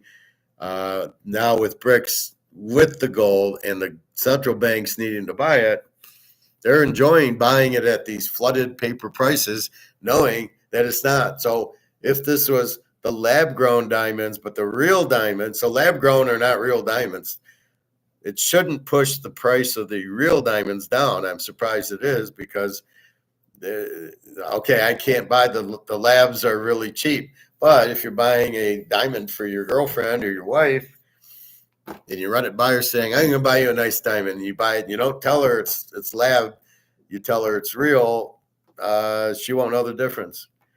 And that's the thing. But gold is being flooded, but it's the derivative paper that's being flooded, gold and silver. And that's why your $1 million answer, Luke, of why it doesn't go up, because they're flooding the market with the paper. But we don't care about that because we're buying physical. That's why I tell you, do not buy ETFs or stock. Stay with the physical and you'll be fine. I see the USD going down versus gold. Well, it's always going down versus gold because it can't. It's you're printing the dollar every day, and gold can't be printed. You can't fake gold. You can make coins out of it, and there's only so many coins you can make, and everybody has them, and that's it. There's no hidden supply of gold. You just make sure you buy legitimate ones, which is why I tell you to buy the Eagles and Maple Leafs and Cougarans and Philharmonics, and you're fine. 999, and if it's gold, it better look like gold, and you know what gold looks like. So if it once in a while I get a Cougaran that's really old, and I'm like, is this gold? And yes, it is, but I think back in the 70s, the Cougarans had a little more copper in them, but they still had an ounce of gold. They just put more metal into it. So it's like an ounce and a half, but it's still an ounce of gold. So that's what happened. But still 999 pure and everything. But the newer Cougarans are definitely more gold looking. The Maple Leafs are sparkling. I mean, they look gold as, it just goes, wow, this is beautiful. The Eagles are okay. They don't look as good as the Maple Leafs, but I think the Maple Leafs have more gold in them. That's why you got to be careful. They could scratch. And I don't know that scratching is going to kill the value of it. We're not buying, I'm reading on eBay, oh, this is a very rare year for gold. And, and it was like $4,000 for the ounce of gold because it was a rare year. And I'm like, okay, guys, don't fall for it. We're buying an ounce of gold. We don't give a fuck about the year. We don't give a fuck if it's an MS-70. What we want is an ounce of gold or a half ounce of gold or whatever. That's what we're collecting. Not stacking, we collect it. And that's what we want to do. So we don't want to pay an extra $1,000 because it's a rare year. Fuck that. That's taking another ounce of gold out of your hands. That's not what you want. You want to get as much gold in your hands as you can. So you want to buy the regular generic, gold maple leaf, gold eagle that's sitting at the guy's store for the, spot plus premium. That's what the what's it, about 2,700 now. You don't want to pay 4,000 for an ounce of gold. That you could almost have 2 ounces of gold. Well, not anymore. You could have 1.5 ounces, let's say. So if I could have 1.5 ounces and I waste my money buying more for the ounce because it's a rare year, I fucked, because I'll never get that back. Nobody cares about a rare year. Nobody cares it's an MS-70. They only care I need gold because I need to survive when the dollar goes out. So that's what happened. So, yeah, well, the U.S. dollar is always going to go down. I saw it to the ruble today was 107, and Darius showed me the bank still at 97. So it was a very unique thing where I think I have that. I sent it to her.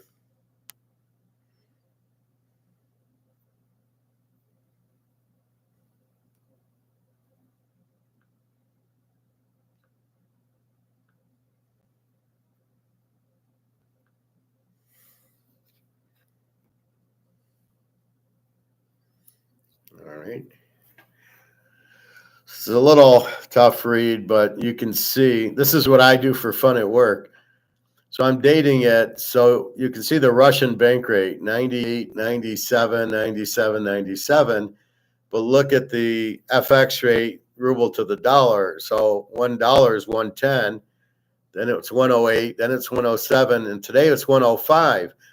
But look at the bottom, it went from $11 difference to a $7 difference. So where you would think if the FX rate went down to 105, that the Russian bank rate would go down to 95, but it didn't. It stayed. It actually went up from yesterday, which doesn't make any sense because it was 107 and now it's 105. So we're trying to analyze when's the best time I should give her money. But this looks like it's done daily, but it is strange. And then for my own sanity, I put the spot rate up here. So I date it. So it was 26.42 for an ounce, 12.17. 26.26, 26.60, 26.50, today 26.56. So, but I just do it for the fuck of it. I'm at work and I'm, trying to do something fun. Let's see. So that's the diamond thing. I showed you where BRICS is adding Indonesia with the cute hats. And go. Here's another Egon. I don't think that this audience here are Bitcoin fans, but if you are, to me, I love playing Bitcoin this is a one.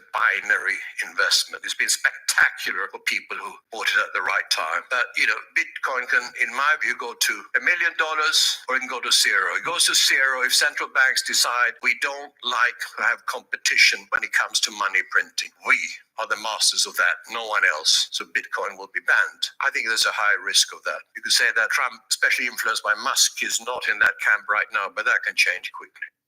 Social status. All right. So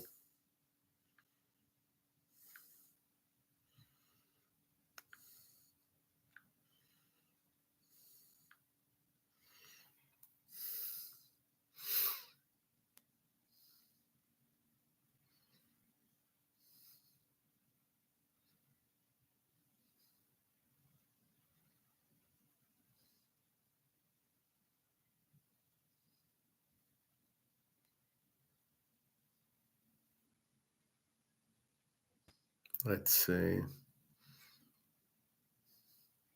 So we know Canada went out.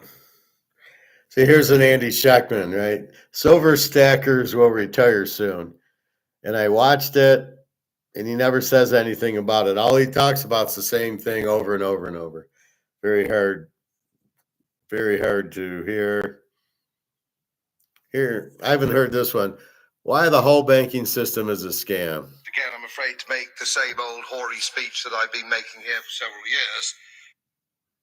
For the EFT, Mr. Bloom has 2 minutes. Commissioner, Mr. President, I rise again, I'm afraid, to make the same old hoary speech that I've been making here for several years. And that is, it is my opinion that you do not really understand the concept of banking. All the banks are broke. Bank Santander, Deutsche Bank, Royal Bank of Scotland, they're all broke. And why are they broke? It isn't an act of God. It isn't some sort of tsunami. They're broke because we have a system called fractional reserve banking, which means that banks can lend money that they don't actually have. It's a criminal scandal, and it's been going on for too long. To add to that problem, you have moral hazard, a very significant moral hazard from the political sphere. And most of the problem starts in politics and central banks, which are part of the same political system. We have counterfeiting, sometimes called quantitative easing, but counterfeiting by any other name. The artificial printing of money, which if any ordinary person did, they'd go to prison for a very long time. And yet governments and central banks do it all the time. Central banks repress the amount of interest that rates are, so we don't have the real cost of money. And yet we blame the real retail banks for manipulating LIBOR. The sheer effrontery of this is quite astonishing. It's central banks that manipulate interest rates, Commissioner. And plus, underneath all this, we talk loosely, in a rather cavalier fashion, do we not, about deposit guarantees. So when banks go broke through their own incompetence and chicanery, the taxpayer picks up the tab. It's theft from the taxpayer. And until we start sending bankers, and I include central bankers and politicians, to prison for this outrage, it will continue. Nobody's clapping. Okay, now the one thing he doesn't say is they're run by the mafia and George Soros, which is why they never get convicted, because when you run the courts, when you run the government and run the laws, you can do whatever the fuck you want. And that's what JP Morgan does, and George Soros is behind all this. George Soros is the point of all this, but he's not going to go to prison because he runs everything.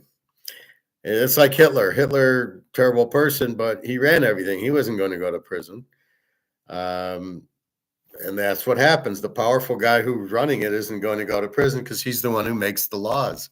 And he's the one that can get away with it. And that's what you have there. So pretty good thing there. That kind of sums up a lot. So the central banks are just there to assist the banks when the banks screw up, because the banks can take the risk. They can loan out money, and if it doesn't work out, oh well. But they're the ones creating 90% of the money. So there's maybe 10% in reserves. So you're $100,000 at the bank, they loan out $1 million. Where'd they get the 900,000 from? They just pulled it out of thin air. And that's really the problem. All right, let's see what other goodies. We haven't been in my notes for a while.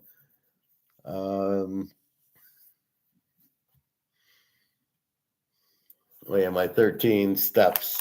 I always love that one.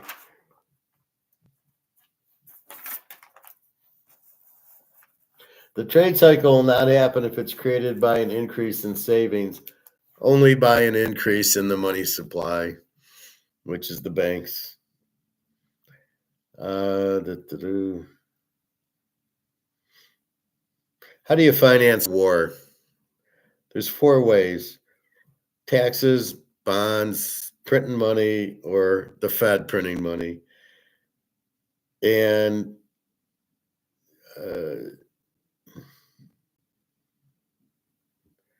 two of them are debt. Taxes aren't debt, and printing the money is not debt. The Fed is debt, and the bonds are debt.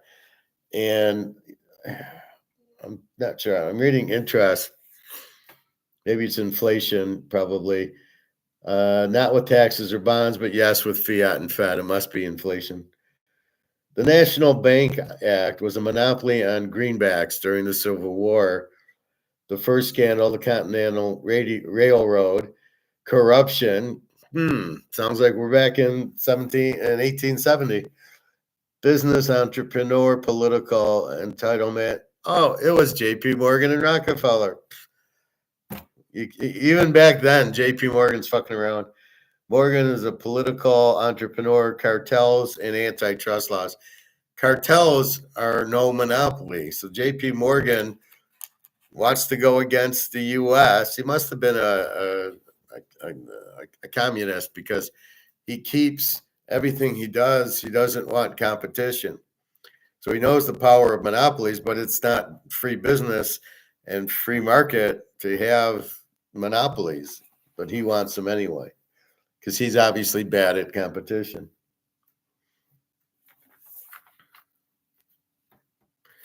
(1913-1914), the U.S. changes. The Fed, inflation and income tax come in 1913. Intervention period, end of classical liberalism, free markets. World War I, the Austrian Duke Princip gets killed. Austria and Germany and Italy go against Russia, Serbia, England, and France. We have World War I. How Germany has to pay for the war, I don't know, because there was 7 countries in it. Morgan got us into World War I. He sold arms to both sides. That would be J.P. Morgan. He's already monkeying around back in the 1880s, and now here's 1917. The U.S. goes to war. Lenin starts the communist revolution. So the world basically ends in 1917. You've had this huge gold rush in the 1800s to 1913. So from I think it was 1879 to 1913, you have the world just producing and using gold and no inflation, probably the best time to live in the history of life. And then you have all of a sudden 1917 happens. We get World War I and we get the communist revolution. And what's funny part of it, if you really understood communism, you know it would never work because the state can't set prices. Only the individuals can. And if the state sets prices, it never works. That's why communism can never work. And so instead of going to war with Korea and Vietnam because of communism, and then with Russia and all this bullshit in the Cold War, we should have just let it collapse because it obviously can't work. Communism can never work. It has never worked because the government can never guess what the market's supposed to do. The market has to control everything by the public, not by the private sector. U.S. was a debtor before World War I and a creditor after, which means we gave the loans and now we're getting credit. We're using our credit cards. World buying from us on credit, House of Cards, Germany. 1921 raised tariffs. And what's Trump about to do? Oh, yeah, he's going to raise tariffs. 1921 raised tariffs. Start the depression at first. Easy money. Agriculture got busted. Government bailout. Here you go. It's 1921. The Fed started in 1913. They're already doing bailouts. Started the depression. So really, it started in 1921. The banks failed because the agriculture got busted because of the tariffs, which made it more expensive and people couldn't afford as much. It's the same old. But if you don't understand it, then you sound like this idiot that I was sharing with you where, we can reverse inflation. No, you can't reverse inflation. It can't be reversed. It's a game that can't be won. It can only be played. Beggar Vance talking about golf. 1924, new era, government ability to interfere in the economy. That was inflation. So all of a sudden, 1913, here's the central bank, and then all hell goes loose in the 20s and the 30s, and we get 2 world wars, and you could never have had it without the central banks. Smoot-Hawley Tariff Act caused the Depression, trade implosion, major reason of World War II, let the war parties come into power. Hitler was broke, and you let him come in because he said, hey, I got a job for you. You get to wear this cool uniform. We're all going to wear uniforms at this company. That's why I hate uniforms. We're all going to wear uniforms at this company. And next thing you know, Hitler takes power, Mussolini takes power, Stalin, all of a sudden all the warmongers come out. We have this big World War II, of course, because of the hyperinflation or because of the inflation. New Deal, no free trade, regulation up, off gold, taxes increased, raise government spending. New Deal was very socialist, which means the dollar gets printed to death. Nothing good comes of that. The London Economic Conference was going to stop World War II. Had they done it, you never would have had World War II. It was to restore trade, stabilize the currency. Bretton Woods did that. GATT's the General Agreement of Trade and Tariffs. Why World War II? Smoot-Hawley Tariff Act. London Economic Conference never happened. Branch banking, Canada, unit banking, US. So the biggest things are the tariff, and then they never restored the trade and stabilized the currency. So they allowed the inflation so they could print money to go to war because wars are expensive. You would think they'd fucking learn.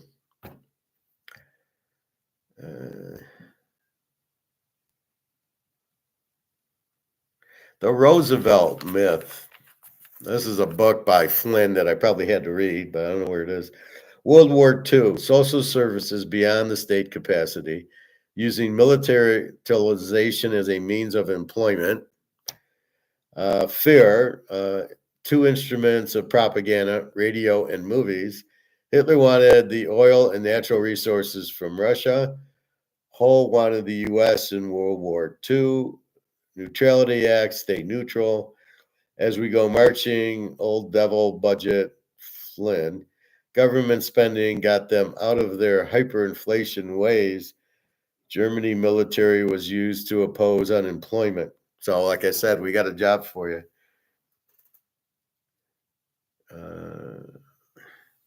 Well, government spending did not get them out of their hyperinflation ways.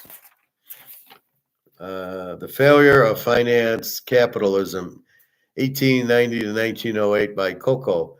Banks, New York Clearinghouse Bank, Chicago, St. Louis. J.P. Morgan sold stocks and bonds in Europe. State banks became stronger than the Bank of New York. The government intervened. There you go. 8 men out I got. And the banks screwed themselves. Shortage of money in New York, Chicago, St. Louis. Woodrow Wilson and the triumph of political capitalism banking. The bankers screwed things up so bad they created the Fed.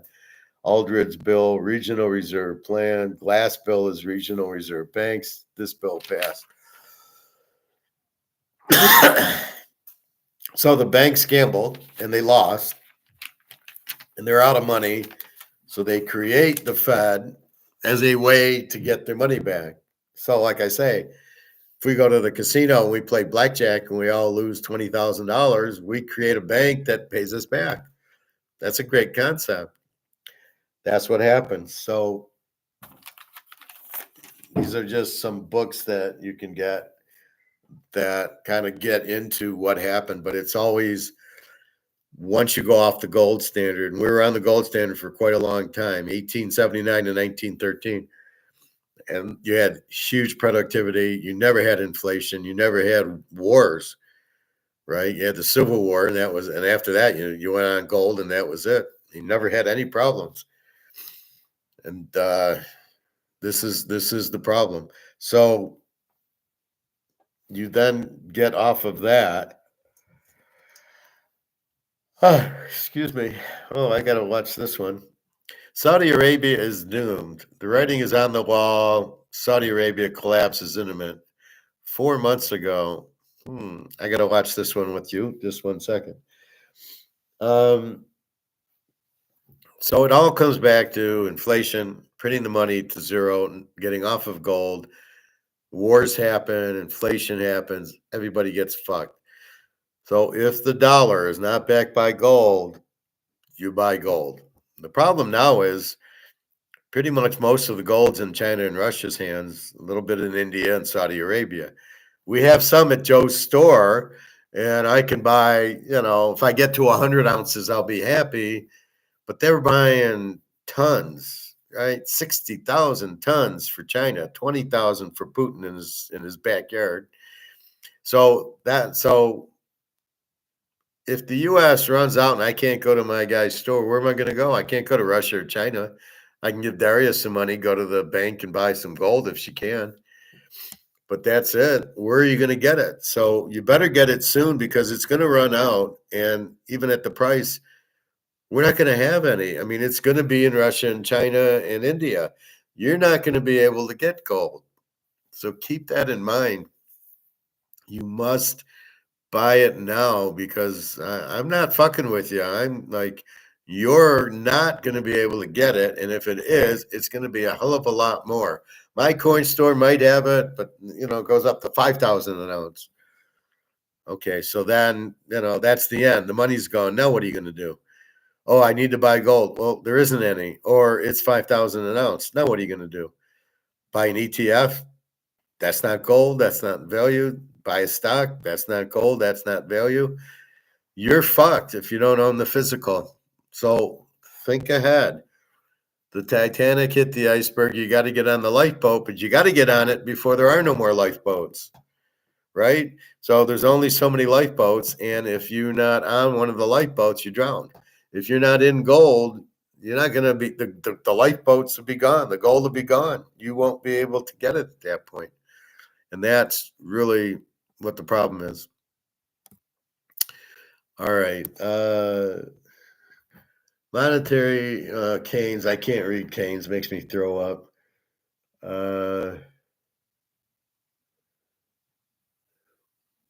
That's after World War II. I don't want to get into that.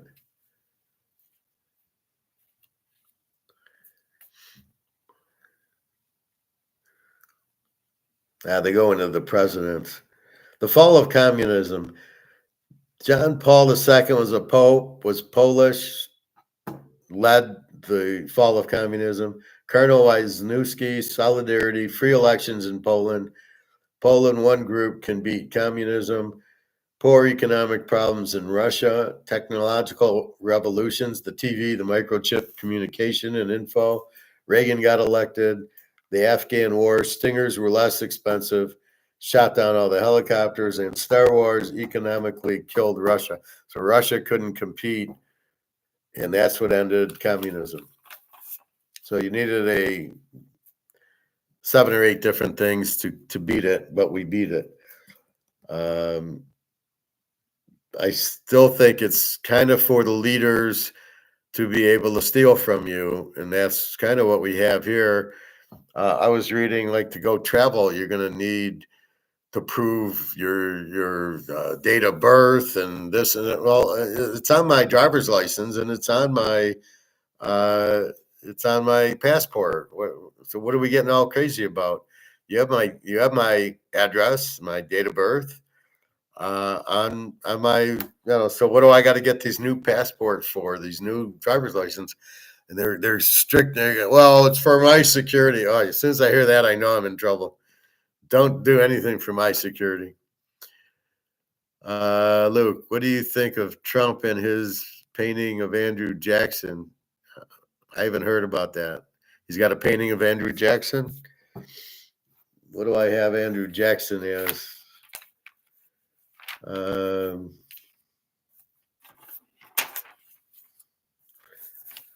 Jackson, constructionist must be in the Constitution, zero inflation. Yeah, so I like Jackson. He's a good guy. He's like Jefferson. Hamilton was the socialist from England. Jefferson was Austrian, and Jackson was Austrian. Must be in the Constitution, zero inflation. So I like it. He's got gold curtains. Good for him. Real gold, probably, with Trump. I think a gold-backed dollar is close. Well, we don't have any gold. So we got to hope that Trump has been buying it, or his bank, or we can get some from China, that they'll give us some, or something. I like that they're thinking gold, and I think they realize the $36 trillion debt, what the problem is, and they're looking to fix it. You can only fix it with gold. That's it. There's nothing else. So good. I like Jackson, and I like Jackson and Jefferson are who are what you presidents to go. I don't know, Jefferson or president. I think it was Jackson. One of the Jackson Five, by the way. Reggie, Kate, Keith, Jackson here, and Michael, the Jackson Five. So that's good. I mean, that they're thinking gold, but you don't have any gold. So to have a gold-backed currency, you must have gold. Now, maybe we're keeping the price down, so we're buying gold. We just don't say it. Maybe we can't say it. So maybe we've been buying the gold. It's not in your Fort Knox, and it's not in the Federal Reserve. And Israel stole everything from 9/11 was a gold robbery that Israel stole the gold. So I don't know that we have much gold. Maybe, hopefully we've been buying, but they just don't want to say. I'll be happily surprised if we turn out with 5,000 tons of gold. That would be wonderful, but we don't have any. There's nothing in Fort Knox that's ours. It's Chinese. So I know a gold-backed currency is coming soon, but it's coming in the form of Russia, China, and BRICS, not here. That's one problem. But as I'm saying, you better buy it now. So if we talk about your friend with the 4 million in 401k, and you said, well, he'll buy it as, he'll start losing. So maybe he'll have 2 million left and he'll buy gold with 2 million. He's not going to find it. There isn't that much out there. I can't even find a quarter ounce. I found this other store that has quarter ounces. My guy doesn't have 10th quarters or halves, and I think he's selling it to a wholesaler to get more money than he can by selling it to me, because he has ounces, but he doesn't have the quarters. So it's becoming harder and harder to find. I can always get an ounce from the guy, but I don't always have 2,800 to buy the ounce with. Like I get paid tomorrow. Well, I want to buy a quarter ounce, but I don't have an ounce. The next week I'll buy the ounce, but I can buy an ounce, maybe an ounce and a half a month. So I'm glad it's staying down for me so I can keep buying. But when it hits 5,000, I will probably buy 1 ounce every two months. So that's really the problem. That's why the quarter ounces will be nice, because you'll still be able to afford. When gold hits 5,000, it'll be 1,500. So yeah, I can afford that. By then, the money will be worthless. Again, how are we going to get paid at our jobs? Because we really don't want this. And so the biggest concern I have is that I'll still be able to use this to buy gold. That's my number one concern before he says, you know what, we're not taking dollars anymore. But as long as he pays his bills in dollars, he'll take the dollars, because he's got to pay rent and electricity, and he's got to take a salary. And as long as it's still done in dollars, he'll take it. It's when the dollar collapses, which it's very close to. All right, so very interesting when I get into the history stuff. I'm curious about this, so let's watch this. 4 minutes. Saudi Arabia is doomed. Well, let's see what that's about. It's a shame so many women struggle to lose weight. When this special coffee they eat too much. helped me drop from 184. Stop eating. Staying with inequality for just a moment, because it's such a big theme in the current. I love this Thomas Sowell. Once again, wealth, poverty, and politics. Quote, the welfare state, which, by the way, socialist, is the recourse of virtually everybody who's concerned about inequality. Let's redistribute from the rich to the fine. So we expand the welfare state. And you argue, quote, the welfare state reduces the incentives to develop human capital, and receiving the products of other people's human capital, that is getting money from the rich if you're poor, is by no means as fundamental as developing one's own human capital. Exactly. What is human capital, and why does the welfare state suppress the incentives to develop it? Well, human capital is the ability to create the material things that constitute wealth. And people have been puzzled by the fact for a long time that after a major war with huge destruction, once peace is restored, the economy gets restored often in a very few years. I think Western Europe after World War II, everything that was there was bombed, and they wonder why. How can that be? And John Stuart Mill explained this back in the middle of the 19th century, that the material things are going to be used up and wear out, whether there's a war or not.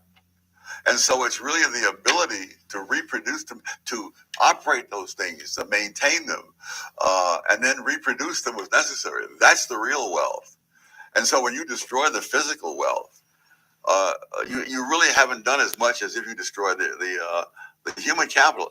A classic example, in the 1970s, Uganda decided that the Gujaratis from India were just too wealthy and controlled too much of the economy. They sent them out and they wouldn't let them take their wealth with them. And so the Gujaratis arrived mostly in England, destitute. And the Ugandan government has taken over all this material stuff. Over a period of a relatively few years, the Gujaratis were prosperous in England and the Ugandan economy collapsed because they didn't have people who could do what the Gujaratis were doing. And so they no longer had the same production. It's also one of the problems with trying to finance things by confiscating with the wealth of the wealthy. All you can confiscate is the material wealth. You cannot confiscate the human capital. So the true wealth, the enduring wealth, the wealth that leads to wealth in the material world is between people's ears. Absolutely. And why does the welfare state suppress incentives for poor people to develop their? Of course, you can live off what other people have produced. It's not just the welfare state. It's true among nations. Spain, for example, during its heyday in the 16th, 17th century, it received gold and silver literally by the ton, something like 200 tons of gold. If you can imagine, gold is normally measured in ounces.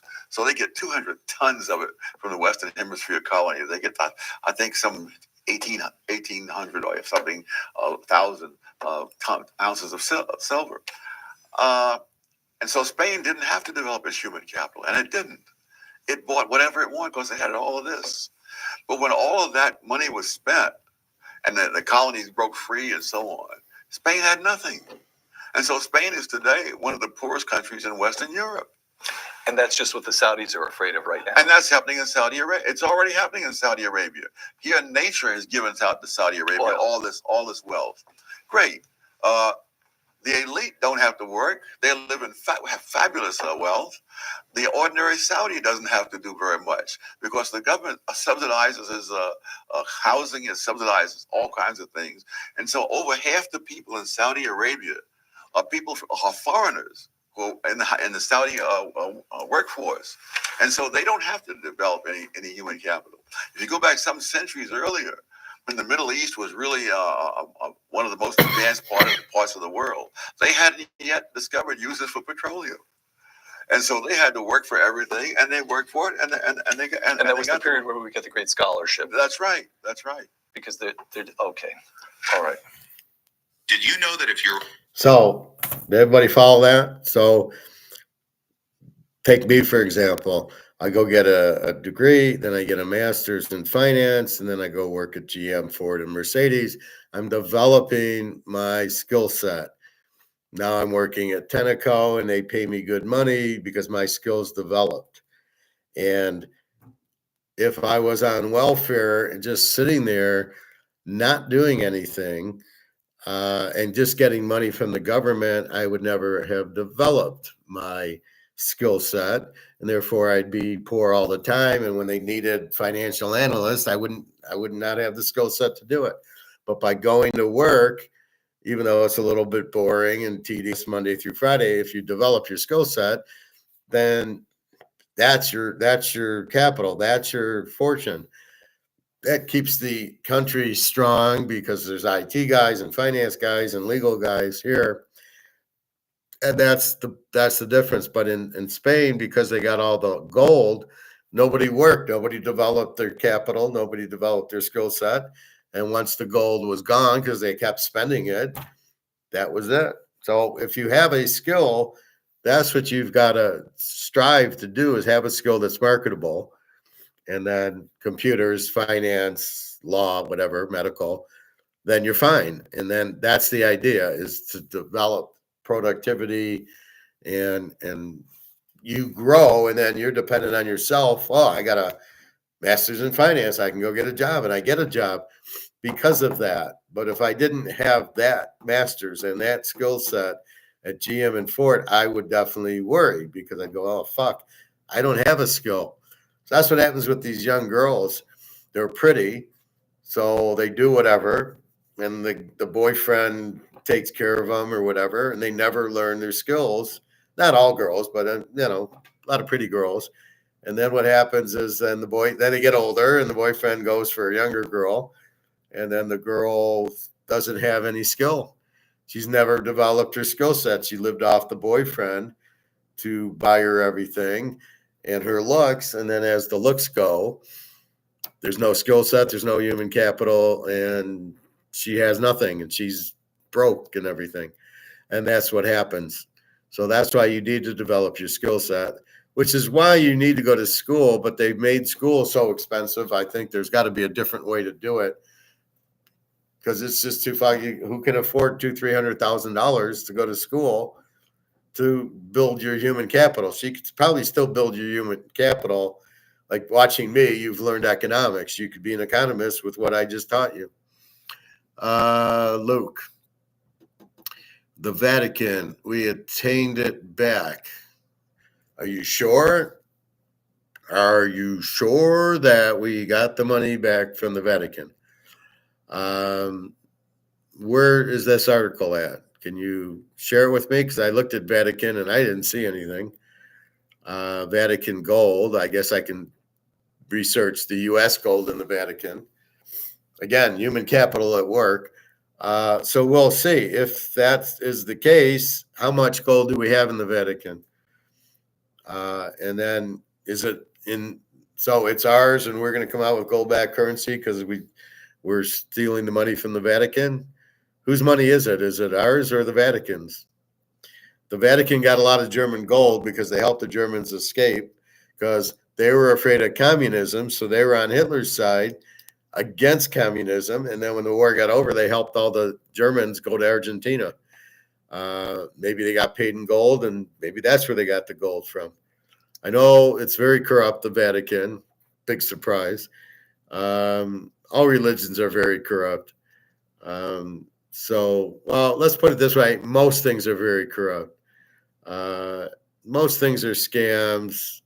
You got to really stay stoic. And, I keep getting these little texts for jobs, and, oh, you can make $200-$300, working part-time.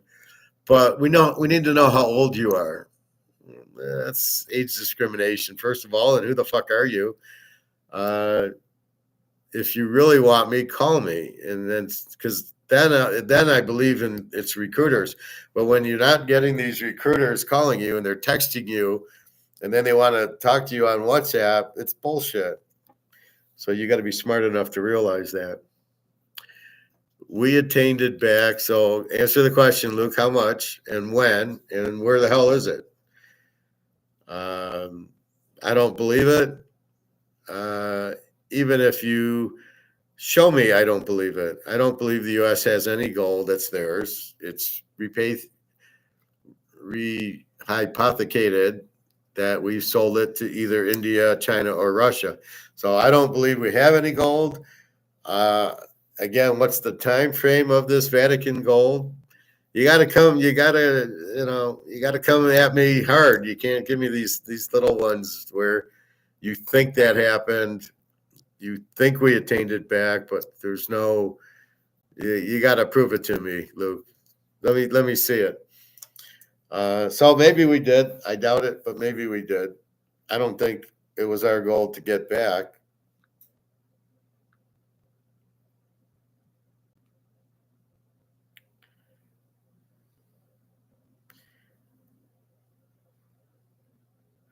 I saw this one, which confused me. Quick question for all of you stackers out there. If it came down to a situation where you had to spend your gold, and I don't mean sell it for fiat currency, but actually spend it as money, which it is, which would you prefer? A 1 ounce gold coin like this, or 1,000 gold-backed notes, because 1,000 of these gold-backed notes will contain the same amount of gold as a 1-ounce gold coin. Each gold-back is 1/1000th of an ounce of gold. So you're going to the store in the Mad Max world where you got to spend gold. What do you want to bring with you? 1,000 gold backs or a 1-ounce gold coin? Do me a favor, smash that like button and leave me a comment to let me know what you think. Quick question for all of you. I'm going to smash the dislike. What I think is I would take silver out. What I think what will happen is they'll come out with gold. They'll come out with the gold-backed currency. See, everybody thinks it's going to be the same. We're going to have to barter. We're not going to barter. Government will come out because they want to keep the printing presses going and they want to keep the control with new dollars backed by the Vatican gold or some gold or the Chinese gold. And you're not going to need coins and you're not going to barter. You'll have, this is money. You'll still have this, but it'll be, these will go away for something new, which will be backed by gold, or they won't survive for 5 minutes if they're not. So again, when the new money comes out, if it's not backed by gold, we don't want it. It's still worthless. We want gold backed by gold. That's it. That's the bottom line, Mr. Stone Cold. Anyway, so that's really it. The central bank's evil. It creates all the wars because it allows for more printing by the banks, which are the ones who cause the inflation, not the central bank. The banks, J.P. Morgan and Goldman Sachs, by giving out these loans. So they get you give them $10,000, they loan out $100,000. Where are they getting the $90,000? Out of thin air. That's the inflation. It comes from the banks. A little bit of the printing of the money from the Fed, but those are mostly to cover the deficits. So they use that for pay the debt on the interest on the debt and Social Security and stuff like that. But generally, it's the banks printing the money that they don't have. This is the problem. It's killing everybody, and but the bankers are in charge won't stop because nobody can stop them. Because when you're George Soros running it, you're not going to put yourself in prison. That's what J.P. Morgan's been doing. He was involved with Madoff. He's involved with all the Ponzi schemes. But since he's involved with it, he doesn't go to jail because how is he going to put himself in jail? That's crazy. The Vatican, we attained it back. It's ours. So based on what? It's ours, Luke. You can't just say it's ours because you want it to be ours. Where are you seeing this? Where are you reading this or watching a video that the U.S. got its gold back from the Vatican in what year and how much and where the hell is it? Is it in New York at the Federal Reserve? Is it in your Fort Knox? Is it in another Peter, whatchamacallit, Bruce Willis movie? It's funny how in a lot of times the terrorists will be like Middle East or Russian or Chinese, but when it's a gold movie, it's the Germans that are behind it. That's just hysterical. No typecasting there. No. All right, well, go ahead, Luke. Where is it? When did we get it? How much did we get? Come on, I want facts here. I don't want bullshit. I'm not going to believe you until you produce something that I can go and say, oh, okay. Just like I showed you, Saudi Arabia is going under because nobody has a skill set. Now that's going to happen soon. And I think that's already happening. And that's why they're trying to get out of oil and get into other businesses. Russia's very good at developing capital. As is Germany was very good at developing. China, don't know. But that's where it is. So time frame is now. So where am I going to read this, Luke? Tell me where. Tell me where I see U.S. brought back its gold from the Vatican. We now have 10,000 tons of it. And it's sitting in your Fort Knox. So you tell me that and I'll believe it. Right now, I don't believe you. It's not that I don't believe you. I don't believe that the Vatican has U.S. gold and would give it to us. Why would we keep our gold in the Vatican when we have Fort Knox and we have the Federal Reserve? Why would we keep it at the Vatican? And then now, why would we take it back? Wouldn't the Vatican need the gold? So I don't know. Anyway, I think that's about it. It's I came on early. It's 2 hours, but I'm tired, so I don't want to be up till 11 again teaching. So that's about it. So we went through football. Again, I have one lot going, and I've played the college, and I will play the pros. www.teaserking.com if you want to buy the rest of the pros, the pro playoffs, $50. I can't do better than that.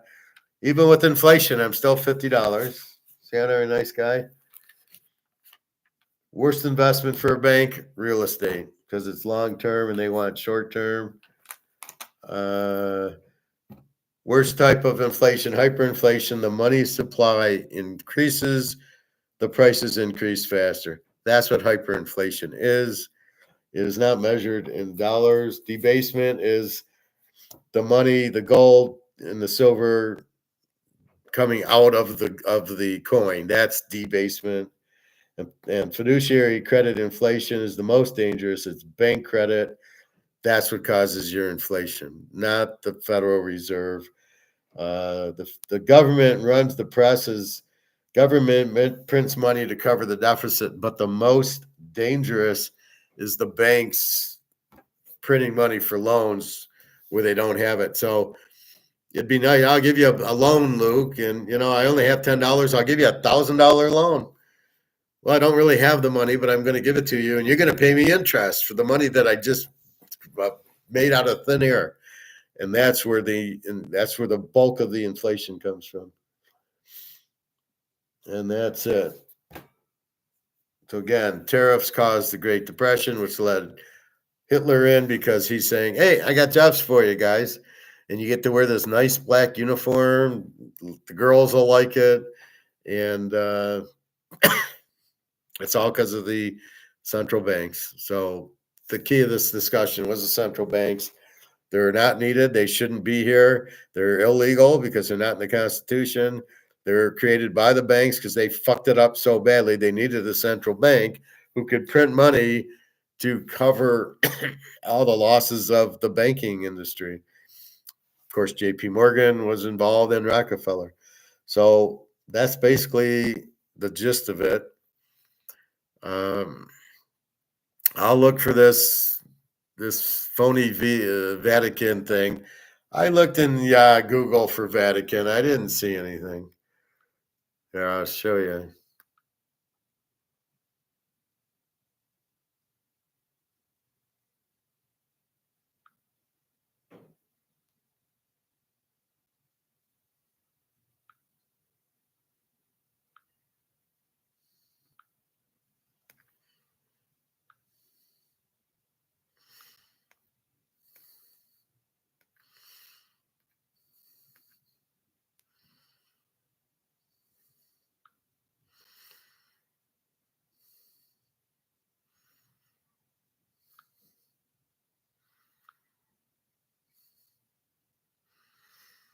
So right here, Vatican gold. So I did my homework.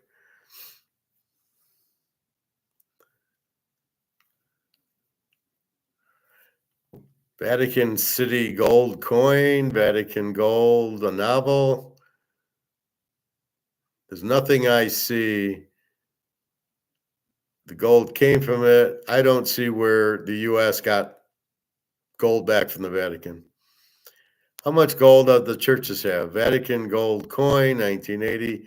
How much gold is in the Vatican? $50 million. Well, I don't know what that means. That's hardly 100 ounces. How much money is in the Vatican? Worth? Bankers' best guess about the Vatican's wealth put it at 10 to 15 billion of this wealth. Italian stockholders, along alone run 1.6 billion or 15% of the value. I'm not seeing gold in here. Which church has the most gold? The Catholic Church, not the Vatican. What is prices in the Vatican? Papal jewels, bone fragments belonging to St. Peter and St. Paul, personal effects of Pope John Paul II, and swords, armor, and uniform. I don't know where you're coming up with this gold, Luke. Who has the most gold in the world? That would be Bobby. The United States has 8,100 tons, and that's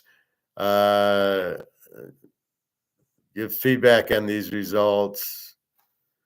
Not at all satisfied.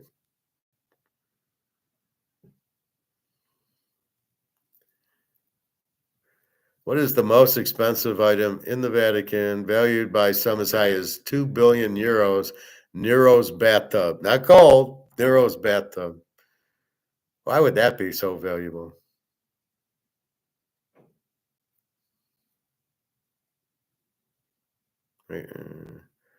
What family owns the most gold? That would be the Saudi family. There you go. Leave it to the Saudis. So I'm not seeing where the U.S. got their gold back from the Vatican. So I'm gonna throw a flag on you. I hear it's 650 tons. I think it was repatriated. Right. It's not ours. Repatriated means it might be the U.S.'s gold, but they've sold it to the Chinese or somebody. So it's not our gold. That's what's Fort Knox. We repatriated it and sold it to the Chinese. So even if there is 8,000 tons, it's not U.S. gold. It's that. So if we repatriated 650 tons, which is nothing, you're not doing gold back currency on 650 tons. Bigger picture. The repatriated probably is China's now. So it's not ours. So yeah, we're not doing no gold standard on if we got 650 tons, which I doubt. So you keep hearing this. Where are you hearing this? Anyway, I'm going to take a break and get to bed a little earlier. Friday I will be working from home, and I'll probably go to the bank tomorrow to get my money to go buy gold with on Friday. I'm itching to buy my quarter ounce. Study the end of Empire, Vatican, and English hierarchy.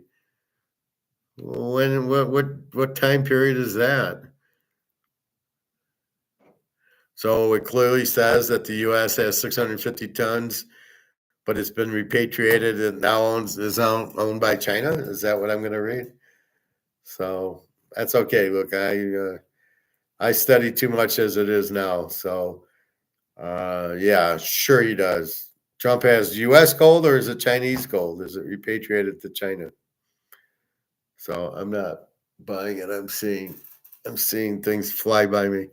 I don't believe it, so you'll have to prove it to me. Major change coming in popcorn? Is it going to be gold popcorn? All right, Luke, I'm going to bed. Well, I'm not going to bed. I can watch some TV. But anyway, have a good night, everybody. www.teaserking.com. One lock posted in the pros. The other games will be played. And I played the college games. So if you're interested, $50 buys you everything this weekend. $50 will buy you all the pros through the Super Bowl.